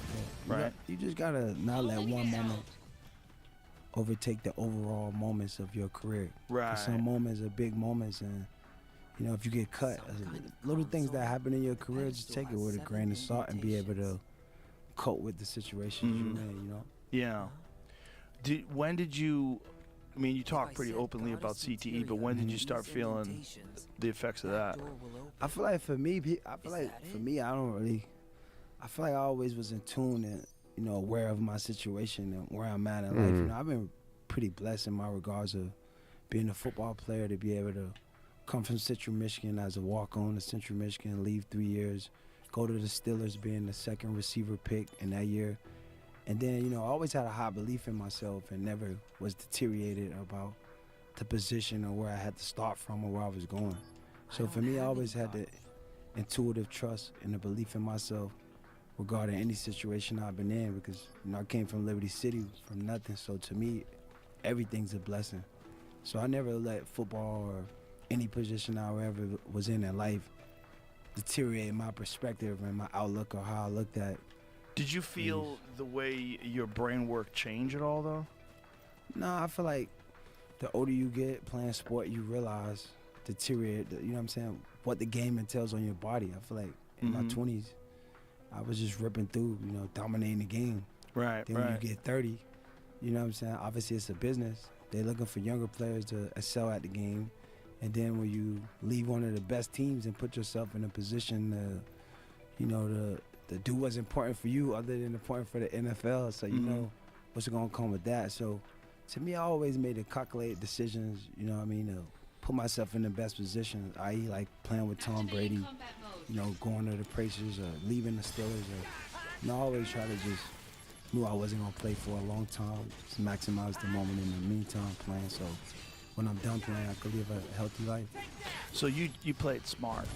Gotta play smart. And as a receiver, man, they're coming for you. Yeah, you gotta play smart. That's target numero uno. Yeah. You know? All the way. Yeah. Do you encounter a lot of young guys, or like, you know, I'm sure you run into like, and you definitely did while you're playing, young guys are coming in and you feel like compelled to let them know, like, hey, you got a short amount of time here. Yes. Nobody the longest anybody ever lasts is like Brady. Like, what's he now? He's thinking about doing it again. Yeah. He's like, what is he, 43? 44 probably, yeah. Quarterback's a little different, right? Yeah. A lot different, right, than a lot receiver. different than receiver. Yeah. And they have longer careers, but you know, it's obviously for most people, you start hitting your 30s. That's the same thing with fighters as well. So when they pass 35, that's the cutoff. 35, you're always looking for decline, and some of them hang in there strong, like Alex Pereira. He's 37. He's hanging in there strong, killing everybody. But for most guys, 35, 36, that's the drop off. 37. Do you feel like compelled to talk to the young guys and like? Absolutely, because it's a short window of opportunity. Yeah. And you gotta know, like, what are you set out to do? You know what I mean? What are you came to do? You gotta have those intangibles, and just, you know, it's a long game. Yeah, yeah. So, Life is a long game. Life is a long game, so yeah. Football's a chapter. Life's a long game, and it you can be the gotta most know fun chapter of your whole life. Exactly. But it's not real life. Right. Football is just what you do. It's really not who you is, but I feel like people will kind of get to know you from what you do based off, you know what I mean? Yeah, of course. Yeah. Yeah. The other thing is that, like, some guys, they have a real problem when they stop playing because they don't know who they are anymore. They used to be a football player, and now all of a sudden they're just a regular person who was a football player. And that's some part of the trauma as well. You know, some guys, it's not really in tune and knowing themselves in regard to who they is. And to me, I always knew football was gonna come to an end. You don't have unlimited help, and I go back to the trauma, which is understand who you are and making yourself happy. You know. Yeah. Yeah, it's interesting to see that some people can navigate it and they figure out how to do it and they get through life, and then they move on to other things and they start doing commentary on ESPN or what have you, and they're doing great. And then most people, that's not the case. Yeah. That's why I say I recommend people who get therapy and, you know, end of your career, have good people in your corner that, you know, got your back, that could still help you propel in life. And did you get therapy when you were done? Yeah. Yeah? For sure, you got to get therapy. Yeah? Yeah. What did you specifically go to talk to them about?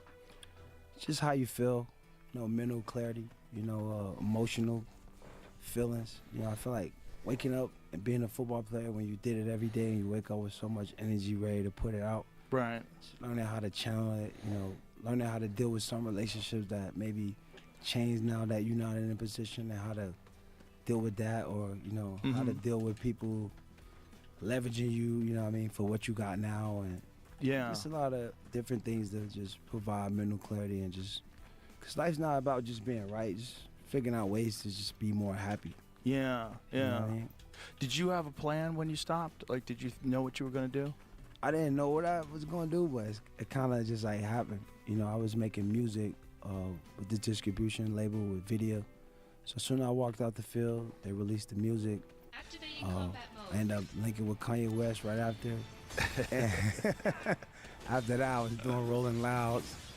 After that, you know what I'm saying? So for me, I was grateful, you know, as soon as I walked off the field, music song dropped. How'd you link up with Kanye? Man, he was looking for me right when I walked off the field. Really? Yeah, they was calling me, Justin LeBoy, like, calling me in New York, like, yo, Kanye want to meet you. I ended up flying to LA with, to meet Rich with Fashion Nova. and we met right in Craig's, randomly in Craig's, but he was looking for me in L.A. And after that, ended up hanging with him, making his album Down to 2. And, wow. Just getting opportunities. So that's crazy. I'm blessed to be able to have that happen for me. You know. What is it like working with Kanye? Because I gotta imagine Kanye, that motherfucker. A lot of energy, genius. Meetings at 8 o'clock. All the music. 8 a.m. or 8 p.m. 8 a.m. Really? Every day. Yeah. Really? All the engineers there. Everyone on the team. That's unusual. Rappers at 8 a.m. Nah, yeah, Kanye is really a business guy who put in a lot of work. I know a lot of people see his rants and him going off, but he's really passionate about his work. And he's a genius. Yeah, he's just scattered. He's all over the place, and sometimes he goes a little out off the reservation. I feel like he think in a lot of forms. Yes. So many areas he like to think. So you don't make music like that consistently unless you got a very different mind. Nah, that dude has a very different mind. All of his shit. He doesn't have one bad album. His new album's not getting enough love. Yeah, because I feel like people want to know where's he at. Like, where's he at physically? He's killing it still. Nice His music is killing it. This new shit is killing it. Yeah, I wish he didn't sell swastika T-shirts on his website, but he does that to fuck with people. He does that to fuck with people. Like, that's part of the fun of being Kanye. That's part of the marketing, yeah. Yeah, it's part of the fun of being Kanye. He's getting people to talk about him. He puts an ad on the Super Bowl, and you go to the website, he's selling swastika T-shirts. Like, what the fuck? The hell is this? It's so crazy, but the music is undeniable. Over and over and over again, it's undeniable. Every album, doesn't have one dud. They're all bangers. They're all bangers. All fire. Yeah. And the new one, after gas. all the shit he's been through, the new one is a banger. We play that shit in the green room all the time. Yeah, he's all It's a banger. Yeah, he's all gas. All gas, no breaks. Yeah. But 8 a.m. meetings for rappers is very unusual. I mean, he's more than a rapper. I think he's just a creative genius. He makes beats. He's in fashion, shoes. Right, of course, yeah. Just creative, lucrative, man. I feel like he's really passionate about. Yeah, the rap is just one extension of his creativity. Yeah, he can do whatever the fuck he wants. Yeah. I just wish he would stop selling swastika T-shirts. He got to calm it down. I told him. I told him God is love. Calm it down. Yeah, I told him God is love, man. You know, he's a really in tune spirit with God. So I told him that God is love, be love. Well, you know what I think? I think Kanye feels attacked, and when he feels attacked, he fires back. Yeah. And then you develop this antagonistic relationship with the media, with some of your fans, you know, with all the people that are upset at you. Yeah. You know, he feels like cornered and attacked and not appreciated, and then he fires at people and starts saying wild shit, and then puts masks on, and he just. Well, he's a brilliant fucking guy. Yeah, he's amazing. When he came to do the podcast, unfortunately, at the time, Jamie caught COVID. It was like the early days, and Jamie couldn't be here. So we wound up doing it in my studio. But what he wanted to do was build a studio that looked like a womb. Now he loves like settings and how stuff looks, shapes, designs. He probably send 100 images every day, just different design. Yeah, he sent me sketches and shit of what he's working on. You should see his workout. Like he draws his own work, like a whole comic book of his workouts? But his workout, like it's retarded. He's just so it's crazy. That's funny. Yeah. I mean, that's how you become a guy that's that successful in so many different areas. You have to be driven. You gotta be driven, man. Yeah. You gotta get on that bike and exercise that cardio. Like he got that agility. He got that agility just up and on it. Yeah. But I feel like that kind of brain though is like a Ferrari engine. Yeah, like you gotta know how to handle that. Yeah. You got to know how to handle that thing. You're going to go into the woods. You're going to spin off the road and hit a fucking tree. And that's the problem with a guy like Kanye. It's just like his brain has more horsepower than the average brain. And, you know, he's on a road where everybody else is going 35 miles an hour. And he's like, get the fuck out of my way. Yeah. You know? Because he's got that Ferrari engine. Yeah. But that engine, you will spin out. The tires won't hold. You will take a corner too fast. Yeah, you'll go sideways. Yeah, this is the crash out bucket right here. Yeah, what's with the helmet? Why'd you choose the helmet? I feel like this is one of the lucrative helmets that they wear when they go to war. Lucrative? Yeah, lucrative. You know, this is the crash out buckets because I feel like when you wear this helmet, you already crashed out. It's like you committed to the crash out. Like Right. You're all in. all in. So I feel like we at war right now with the Democrats. I know. Isn't that crazy to say? I know. But, It's crazy yeah. to say, but I know exactly what you're saying. Exactly. I just can't believe people say it, and it's true. It's wild life right now. What is like the Democrats are now the Republicans? Yes, it's wild. They're the ones trying to Democrats didn't control even speech. They didn't even clap for the little kid. No, It's no. bullshit. They didn't clap for the little kid. They didn't clap for the lady Yeah. who got fucked up by that volleyball player Yeah. that was a dude. We Yeah, at they didn't war. clap for Laken Riley who got murdered. Took a by few the- years, Yeah, but it's yeah, everybody's seeing it It's now. just we're so divided. I It's so- saw it that's- like you 10, you 11 can't years clap for a ago little kid already. who survived I can't cancer. believe What it's the been that fuck is long. wrong with Yeah, where everybody? your heart at? But he's on their side, so you can't clap for this little Yeah, kid. gotta Like you're clap, upset. yeah. This little kid's watching you not clap at him. Yeah, it's That's crazy. That's a little child. Yeah, hurting his heart. A child with cancer, and you can't him put a your shit love. aside to give Yep. that kid some love. That's crazy. Yeah, that's. We have to stop the division in this country, and I feel like people are digging in their trenches. They're digging in deeper and deeper, Yeah. and really we should be encouraging the opposite. Yes. Most of what people are arguing about all day long in politics is not affecting your life. It's bullshit. All bullshit. It's bullshit. And you can get caught up in it, and it can become your whole life, and you will waste your life thinking about that stuff instead of thinking about stuff that you actually have control over. Exactly. Your family, your friends, Stuff that's important. your life. Yeah, stuff that's actually important, which is what you should be thinking about most of the time. Reality. But some people, they think about that and then think, yeah, what are these motherfuckers doing behind the scenes? They're stealing my fucking taxes, they're doing this and bringing in the illegals, and what are they doing All with that, the trans kids? No, stop. Yeah, it's nonstop, man. That's why we Man, gotta there's bring no comedy key and here. love Yeah, back. I don't know where to go. The enjoyable laughs on X, making people. Were you on Twitter before Elon bought it? Yeah, I was on there before. Did you get in trouble at all? I Or would you never take, got in you trouble. take it on the DL back then, like a little lighter? Nah, obviously back then I was representing the NFL and some right. some stuff I can't really talk on and speak Right, on if when you you were represent the representing team. the NFL right now. They be like, yo, you gotta get the fuck out of here. CT, Yeah, some of the shit ESPN, you that's write good. is wild. Yeah, you get wild. But it's funny. Yeah. That's what I go to Twitter for. I don't Comedy want to be for mad. laughs. Yeah. We don't want to stress people. I wanted people to come to my X page and Yeah. fucking ball out your eyes. Yeah. So when you did the awards, Yes. like who put that together? Me and my guy Jacob, we put it together. Genius.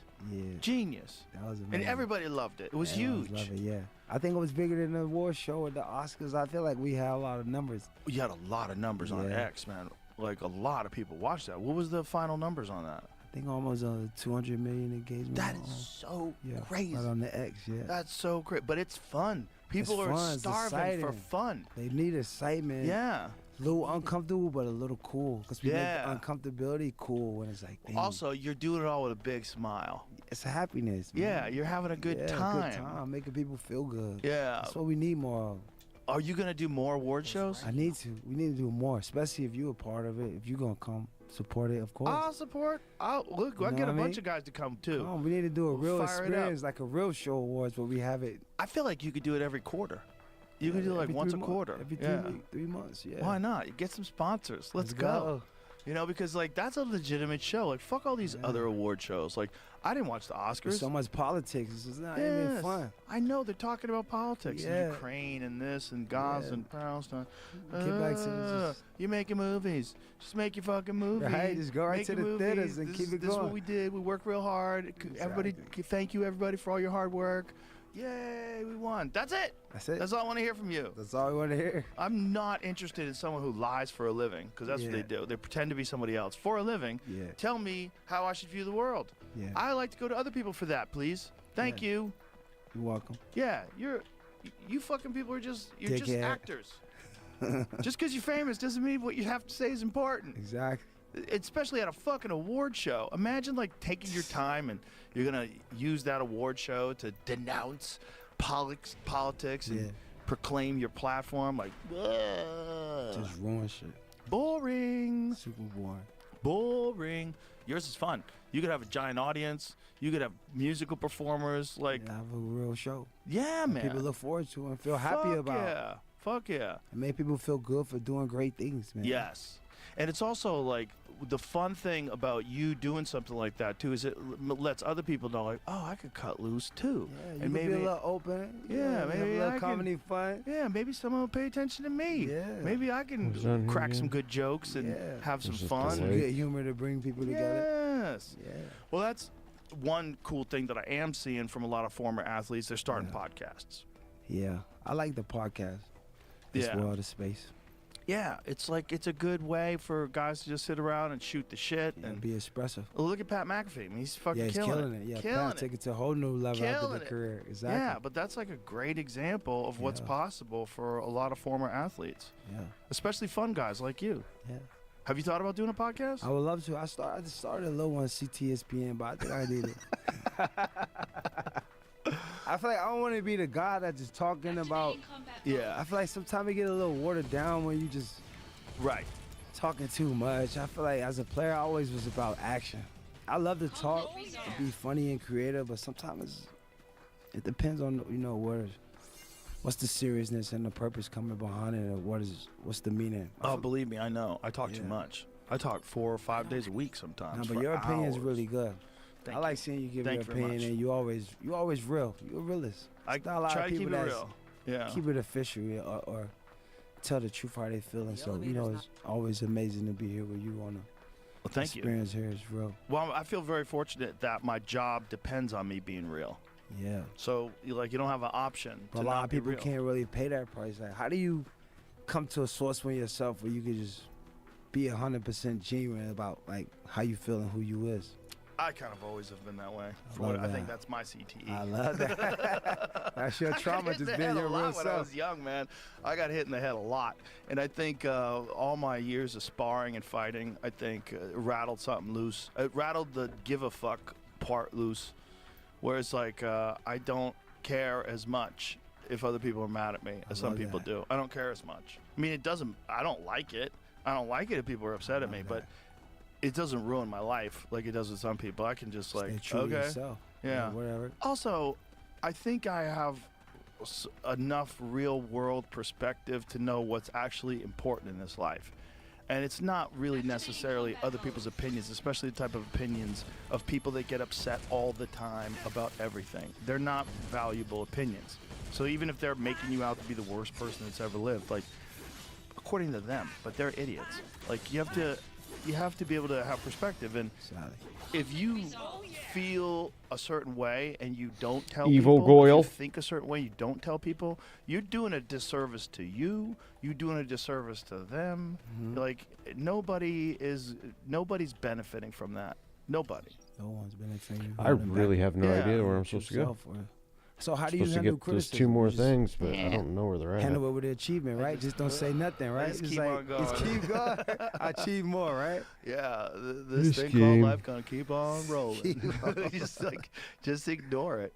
I mean, if I'm my worst critic, so if I have a bad show, if I do something I don't like or wish I didn't do, I am upset at myself more than other people are gonna be anyway. Now you're a realist. Yeah, so I'm not interested in the opinions of people that are easily upset by almost anything. How do you feel about crypto, man? You got Phantom Wallet? How do you get your money in crypto? Well, Jamie and I have been talking about starting our own bullshit coin. That'd be dope. You know what I mean?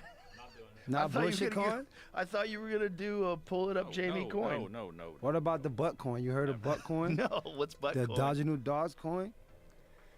Dodginal.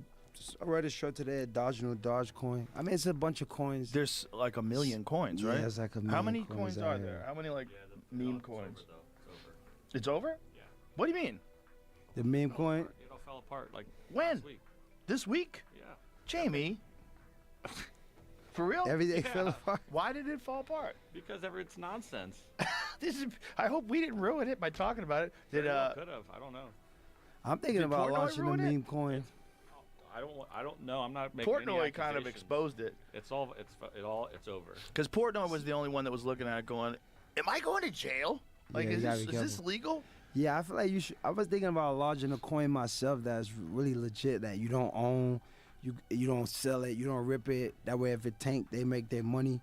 I feel like you could go to focus.xyz at AB and check it out. Is that yours? So it is all in this area. Okay. So You Let's go back promise to not the to lake pump and real dump? quick. Yeah, no pump and dump. It's an unruggable. Like nobody could pump and dump it. Oh, you can't pull the rug out? Yeah, you can't pull the rug out. So that way Really? it just stay and grows. Cause that's why I feel There like might be that's another what people chest get in in trouble here. with all these coins, just pump and dump. And Right. people don't want to be scammed or fucked over or Exactly. manipulated. So I feel like you gotta have, for me to make one coin, I feel like you gotta make one that won't sell a tank, an unguardable Yeah. one that you could focus on. I think I'm gonna put it out now. It's on focus.xyz/AB. if There you was wanna check it out. this one coin that Khamzat Chimaev, the UFC fighter, released. Oh, that was there is. they were claiming that he did a pump and dump, and there was like, you ripped Yeah, off but- your fans. I'm like, Yeah, you can't man, rip off your fans. you can't rip off your fans, obviously, but also, I don't know if the people that are buying those coins are fans. I think they're gamblers. I think those people are just gamblers. And they're just trying to figure out, okay, if I buy in now, and there's you know, gonna they're make fucking- money. they probably got like their finger over the sell button, waiting for it to get to a certain number, And to then cash go, out. and cash out. It's like the casino at that point. 100%. But it's more rigged than the casino, because the casino, like the person playing it can't rig it. Yeah. But the person playing it is rigging it. The person Yeah. buying the coins Just a can lot of rig that it. music in the Like background. especially if you get a famous guy like Hamzat or someone else to tweet about it and make it a big deal, and then Right. the price goes Other up, way? and then you just Other way.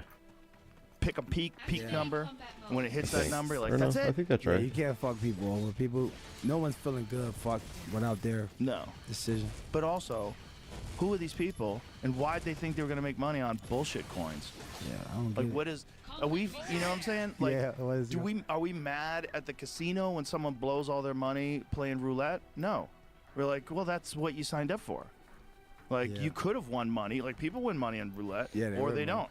But if you lose all your money in roulette, we're not mad at the casino. No. So why are we mad when At the someone people who loses put- their money in meme coins? You know, it's like, I what the know. fuck did you think was gonna happen? Took a gamble. It's Yeah, funny when you're people got into Bitcoin and then it literally dropped. buying a Helen coin just that's like a little lost a doggy bunch of their face. money. It's like, And you- well, it is. you took your whole life savings and you gambled on a doggy face coin? Yeah, That's yeah, what, a exactly. fake money coin? It's like, what? Explain that to me. You knew Dumbass what of you the were day. getting into. That's You dumbass had to of have the known day. what Yeah, you were right. getting It's into. like- You can't just be like, I- oh, and it's just a again, good I feel investment. I'm terrible just going for to do anybody it, who and then got I'll just tricked make money. into doing that shit. But I think most of those people are not getting tricked. They're like scamming. Yeah, They're trying to they're like hustling. figure out. They're hustling. They're trying to Yeah. figure out when to buy, when Figure a to way sell. to make it big. Yeah. But the weird thing is, like, a guy like Portnoy can tweet about a coin, and then once he makes that post, the coin goes up, and then he sells, and he makes $1 million. He's like, is that okay? Like, is that legal? Well, it turns out it is legal. Yeah. That's totally legal to do. Yeah. But, like, shouldn't there be some fucking regulations? Because you can't do that with a lot of things. Yeah. If you did that with the stock market, wouldn't you be in trouble if you did that with the stock market? Like, if you tweeted about a stock, and then that stock went up, and then you sold right away. Like, if you're like, I'm bullish on this stock, and then that stock goes up, and then you sell right away. Is that a pump and dump? It is, right? Yeah. It's not? Is that totally legal? It's legal.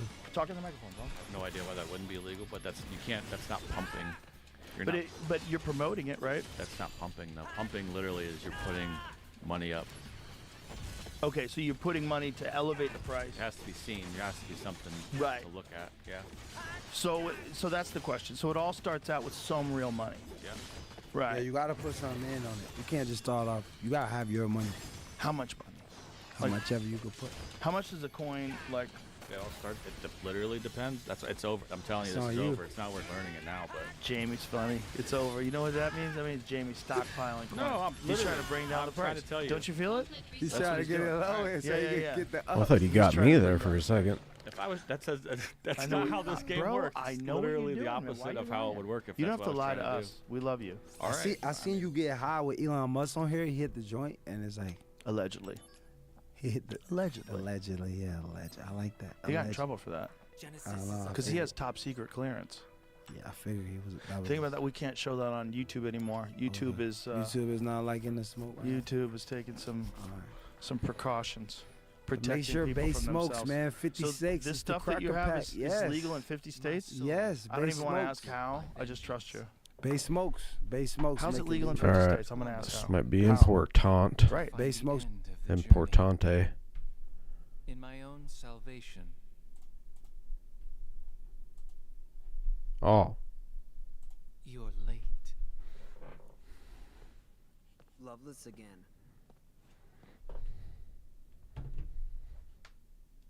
You have succeeded, Angeal's spirit, and carry a part of Sephiroth within you. Thus, the three friends are reunited once again. And Loveless is reenacted. No! Open your eyes, Genesis!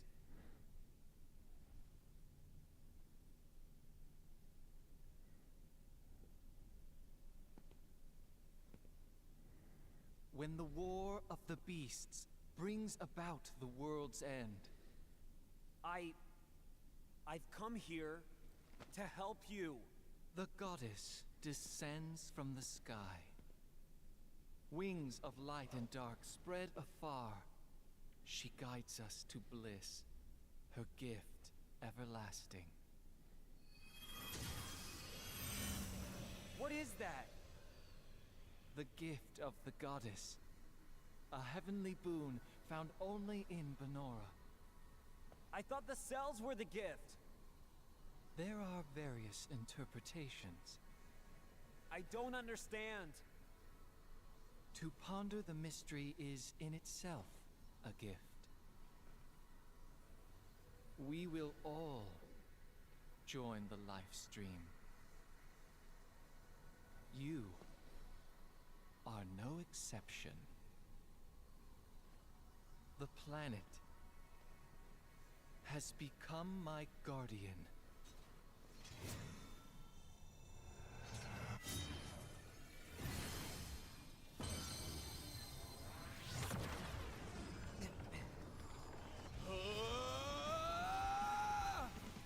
Keep talking to me. Don't let it take over. You're not a monster. You're one of us.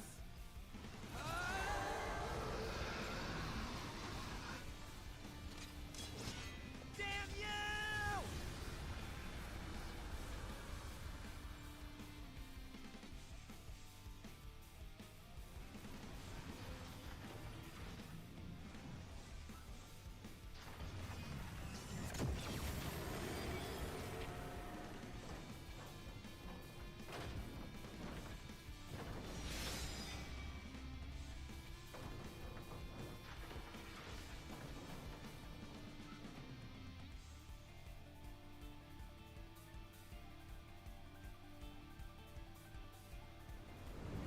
Activating combat mode.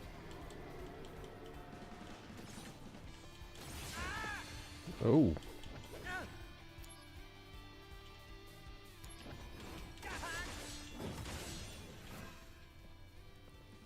Zack! Oh, Cisne. Cisne.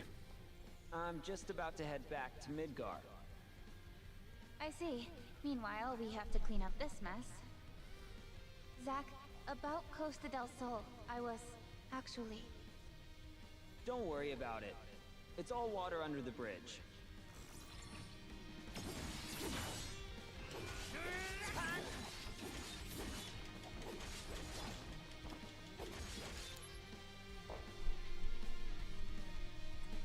You gotta explain to us. I know how it's legal. How? Base Smoke's got the paper. He figured it out. Well, it all I should think he be got legal. hemp. He sell hemp as well. Oh, okay. So that was the key about it. Be able to get the clearance in 50 states. Base Smoke. I don't know how the DEA feels about that, but I feel like we're just a few years away from it being completely legal. I know Kamala was saying that she wanted to make it legal if she got into office. Yeah, that's the best thing she ever you want said. some coffee? Yeah, I hope Trump does it too. Yeah, that'd be cool. I really do, because it's stupid. Thank you. It's, I mean, if you don't want to smoke pot, don't smoke pot. If you don't want to drink whiskey, don't drink whiskey. It's your choice. Yeah, just give people choice.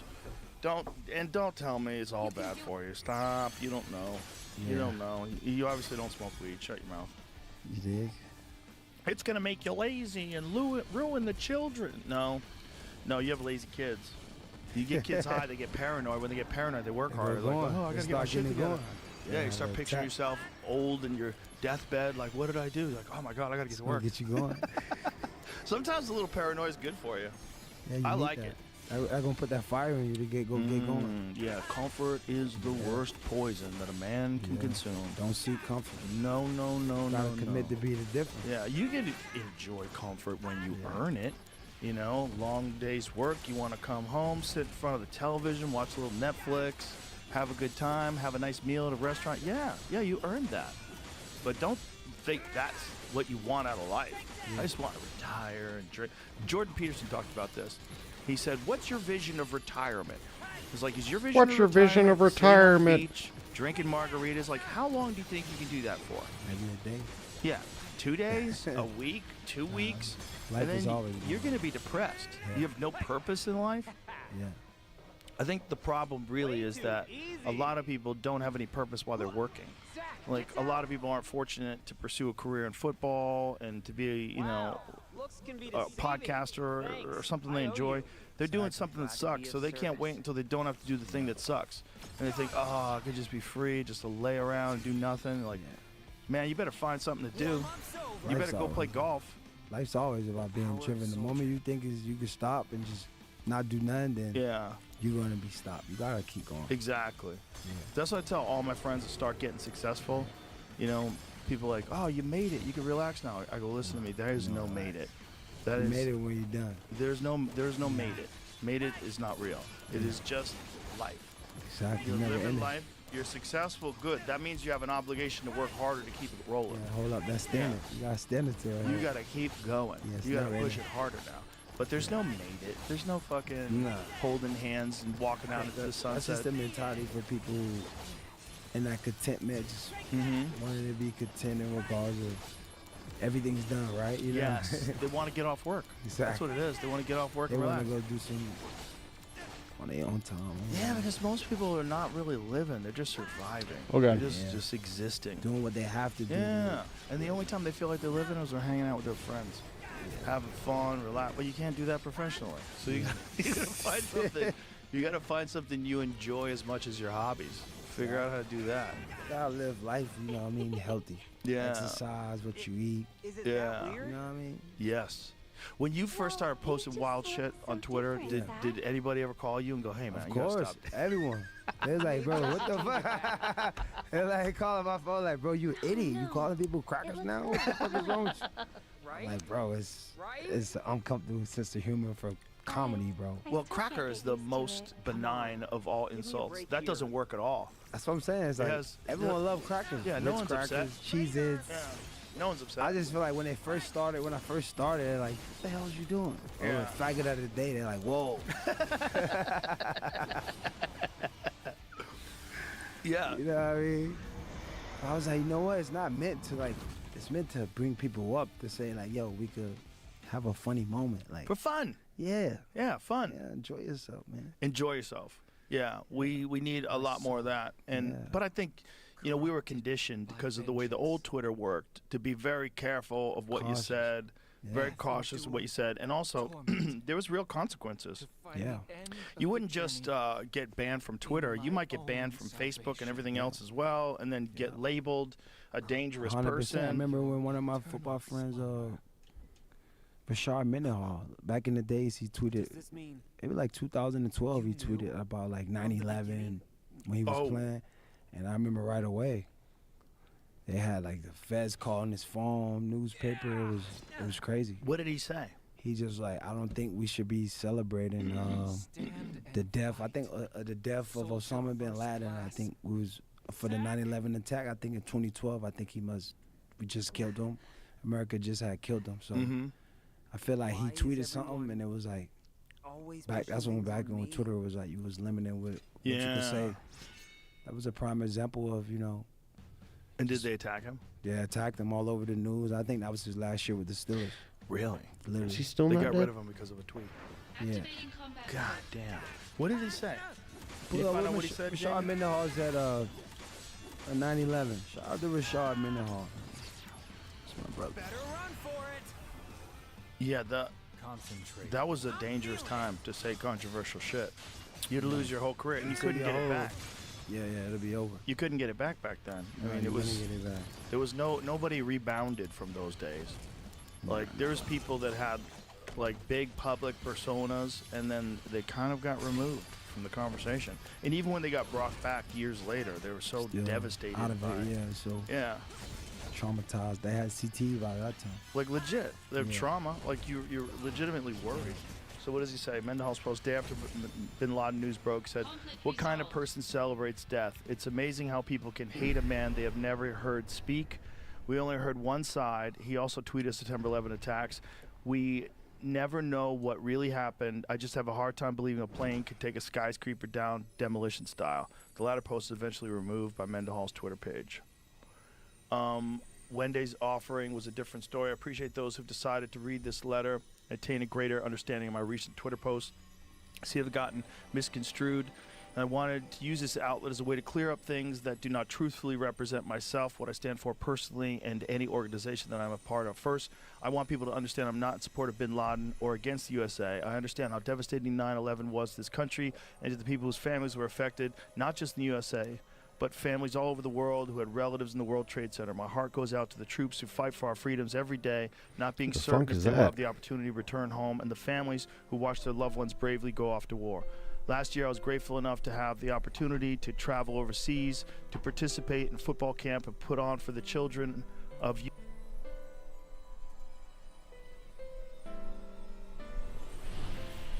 Oh, sorry.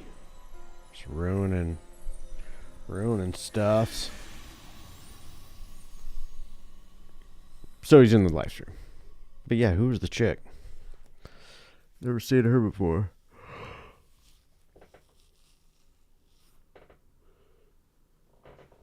Looks like almost like a different game.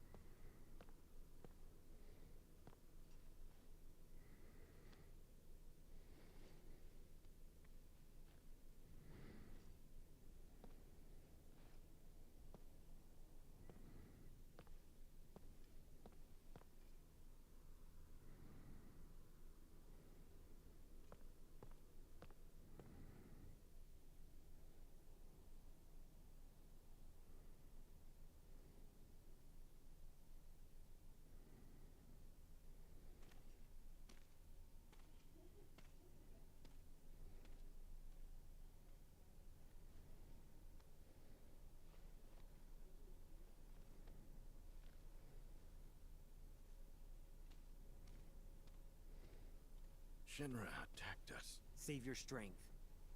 I got some help from him over there.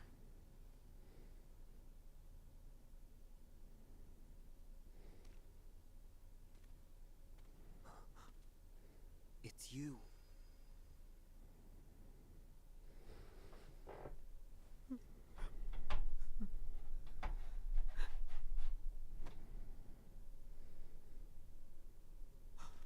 Director!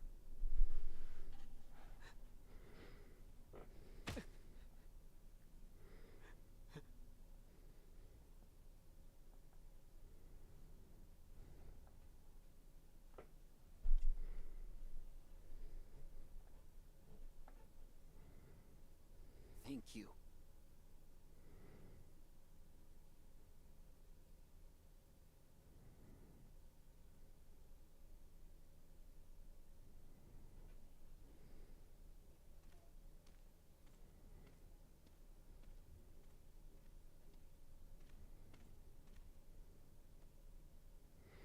Give him the apple back. Nobody ate it. Still, nobody ate it. Oh, we got a few of them. The dumb apples. Okay, let's eat. Yeah, eat your Sorry dumb I'm not the apples. real thing, but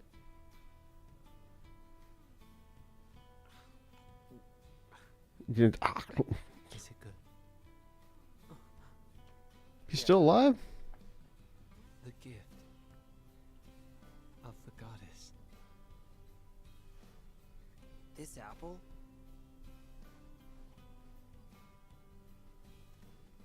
Huh? Angeal.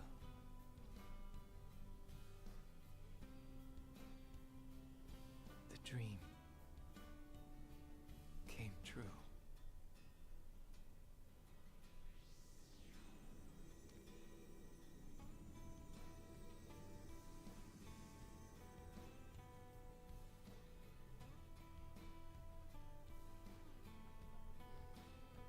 Should have eaten a dumb apple.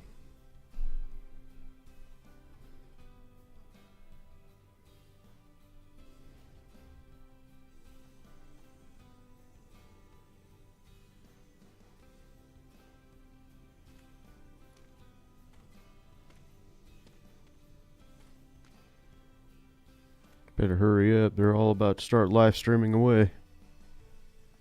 How are you? I wish I knew where you were. It's already been 4 years now. This is the 89th letter that I've sent to you. God damn. I don't even know where to send them anymore. You slow down there, I really hope Aerith. this final letter that I'm writing gets to you. He's probably ghosting you because he thinks you're psycho. 89 letters. The flowers are selling very well. They make everyone so happy. I mean, after like the 30th letter, you'd be like, who is this chick? Right. 4 years? What do you mean, final?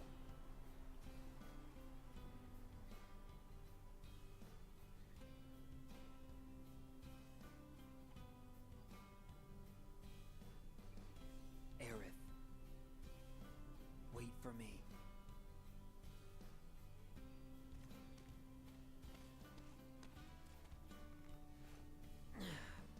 You're gonna make it too. You got that?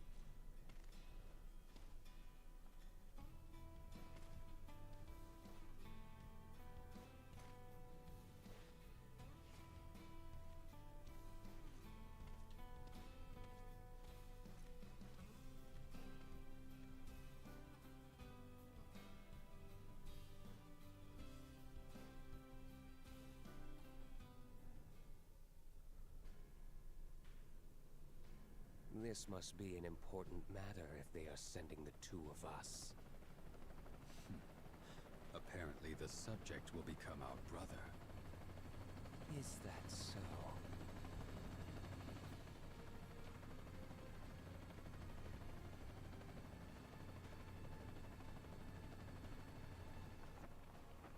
But will he accept his fate willingly?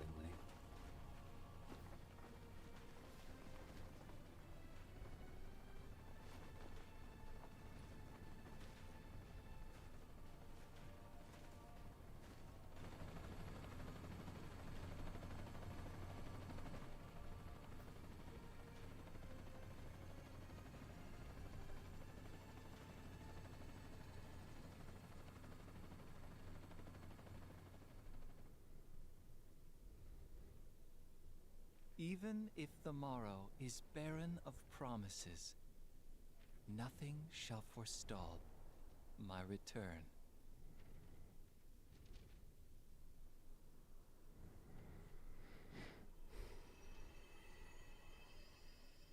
To become the dew that quenches the land, to spare the sands, the seas, the skies, I offer thee this silent sacrifice.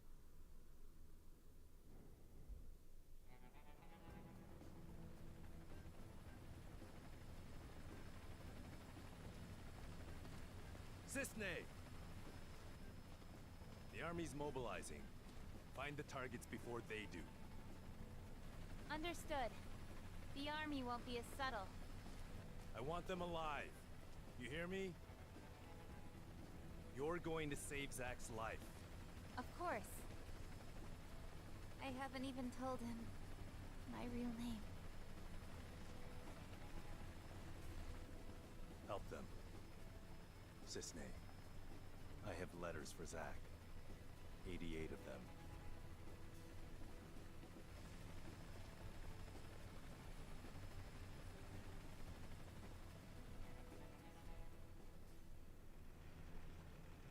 I'm just kidding. You know I wouldn't do that to you.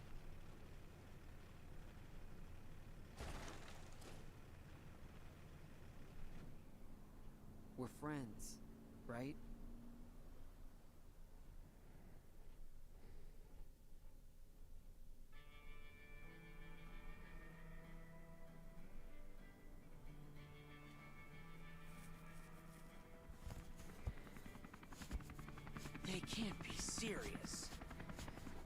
There's no way we're gonna find 2 needles in a haystack this size. There's no mission that's impossible for the Turks. Yeah. Also, Sung apparently has something to give him. Who? The target? So we're couriers now. Delivering packages to fugitives, huh?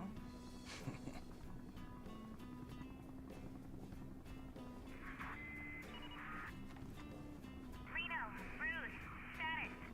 We got nothing. You? Likewise. I'm heading to point 235. You two take point 120. Roger. All right, let's get going.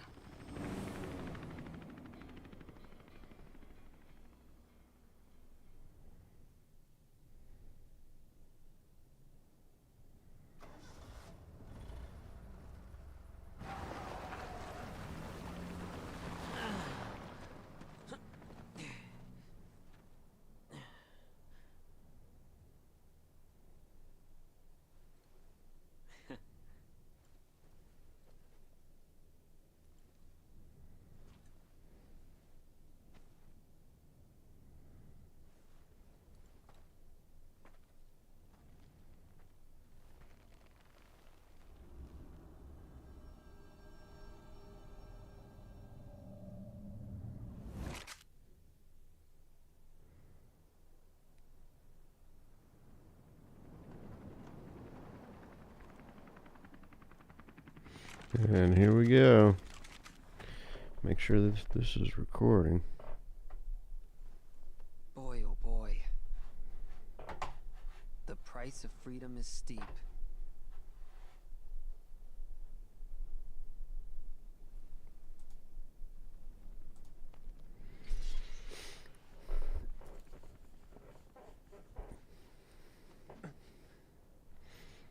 Because this is the Embrace your end of it. dreams. And whatever happens, protect your honor. As soldier! Come and get it! Activating combat mode. Take that!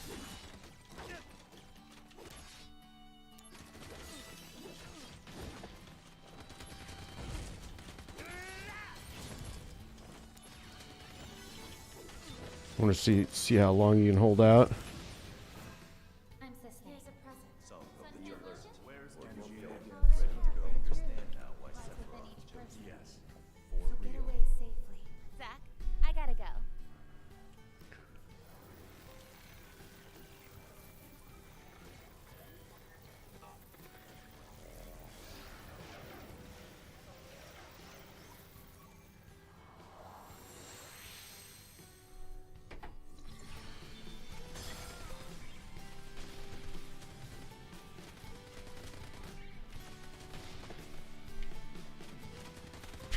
Oh, it's because I clicked on it.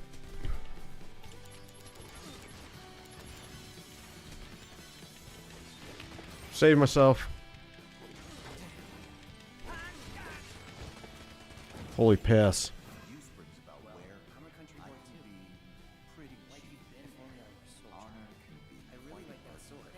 A monster's objective. Join my battle. Zack, Hold on. you have my thanks. Hello.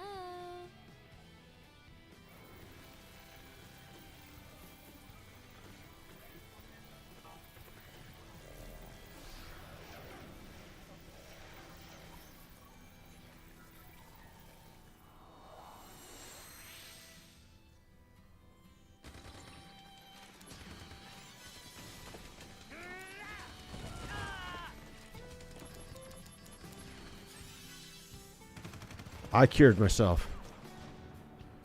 Yeah, I had a feeling they were probably just going to cut it off at some point.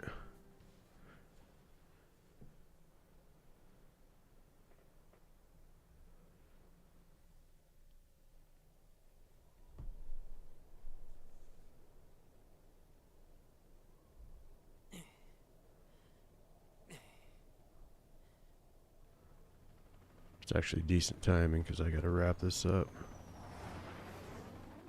Go make some cookhouse. Get some shots out of some cacos. Activating combat mode. I can't swing.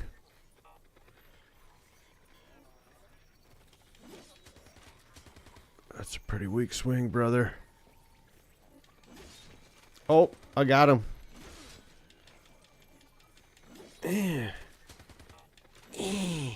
Oh, crit.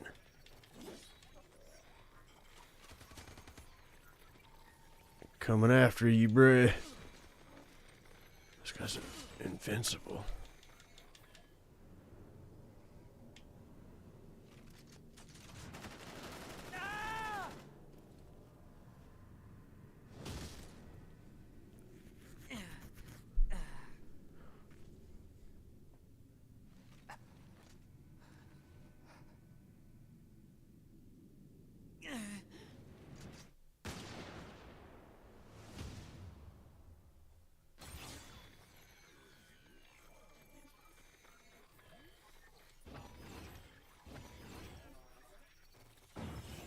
Hello.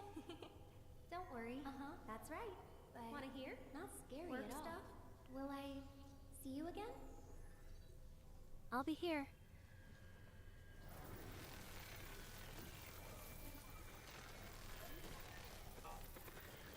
Don't know if you can cure him after that.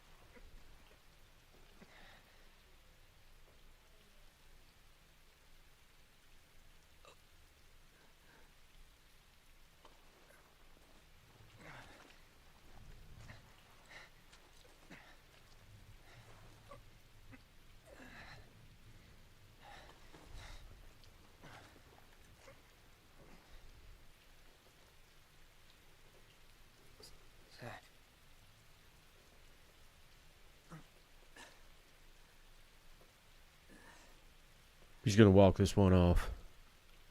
For the both of us. Both of us? That's right. You're gonna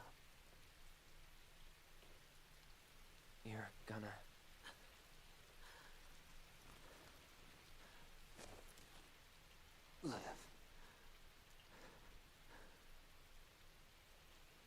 You'll be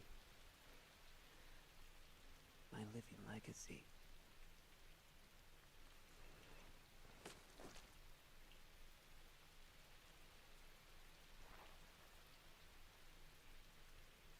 Yeah, put your head into my bloody gut.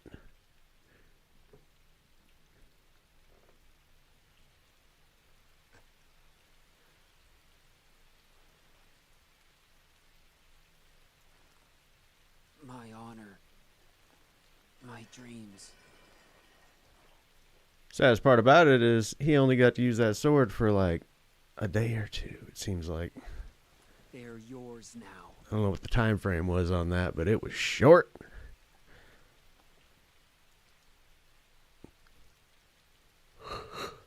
Your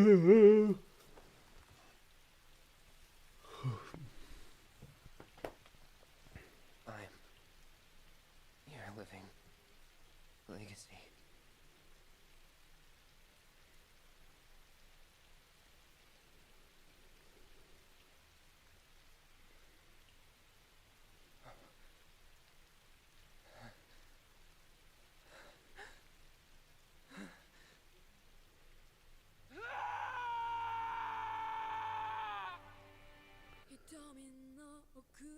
Oh, Japanese music.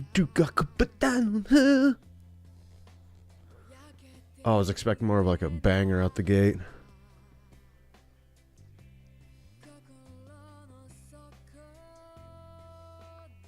It is funny because like they do that like on Dragon Ball Z. It seems so out of place for us Americans. I don't know if that's just normal for Japan, but oh shit. Well, I didn't even get halfway through those VR missions, but I don't even want to go back and do them. You need to have dreams. Definitely not much desire to try to 100% completion those. I won't forget.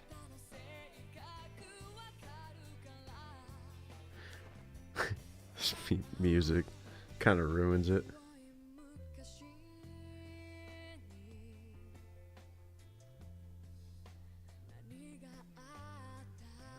Japanese people. Good night.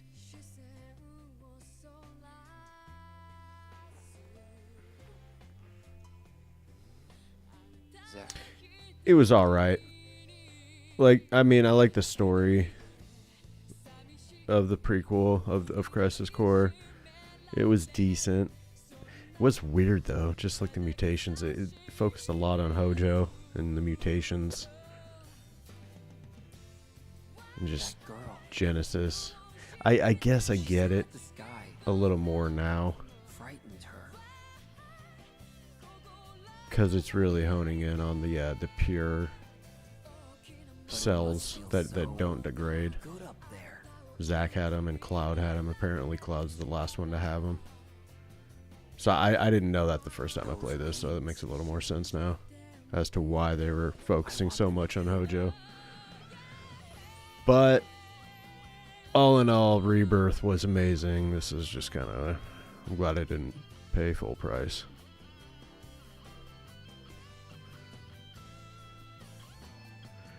It's kind of one of those games that you could probably beat in like 4 hours, 5 hours. But all those VR missions on the side, just, it's kind of just a cheap way to milk a game. Like the longevity of a game. If you see Aerith, say hi for me.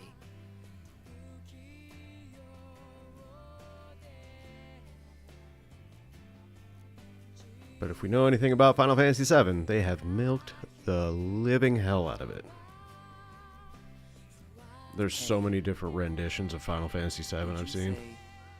I became a hero. There's like some on the phone, like, yeah. Dirge of Cerberus. It was like a shooter. I heard there was other ones that I never even played, so. All in all, yeah. Story was good. Good to know a little bit about it, but the game itself, 3 or 4 out of 10, maybe. I'd probably even give it a 3 out of 10. Skip scene. And we're probably gonna call it there because I actually do gotta get going. Unless you got anything else for me? A little cutscene at the end.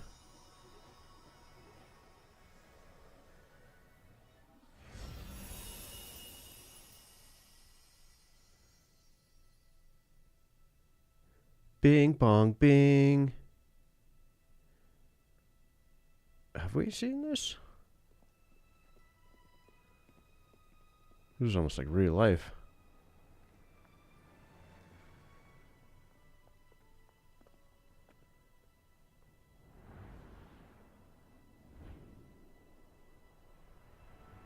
Yeah. It was cool to play. It was entertaining, but it's like when it really comes down to Final Fantasy VII, man, you just cannot beat the OG. Rebirth was a masterpiece, but yeah, OG 7 is just... It's indescribable what it was like to actually be able to play that when it was still new and the graphics were still like top of the line.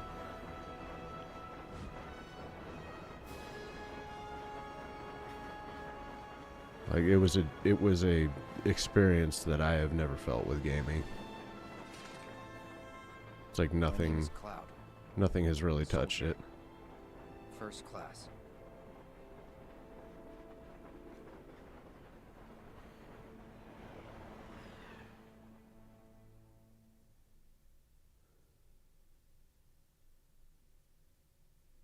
Yeah, some of the best memories I've ever had was playing 7. Brand new on PlayStation. Was that like 1996? Yeah. Alrighty then.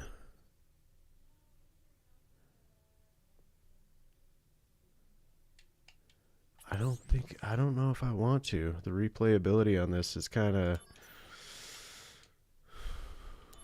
not front of the line for appeal. I'd rather just go play Rebirth again if I'm going to be completely honest. Which I still have not beat that game because Sephiroth at the end he's tough. I just never really got around to it, but I should go do that. Either or, I gotta just save. I gotta go make some cookies for Food Blog. So I'm gonna go do that. You guys have a good day, and we will see what else we can play after this. I got other games, but I'm not really dead set on any of them. You gotta actually start playing with some of my friends and see how that goes. Get the family reunion going. But good playing. Alright experience with this one. And we'll see what else we got in the next run. You guys have a good and Guten Tenage Toi.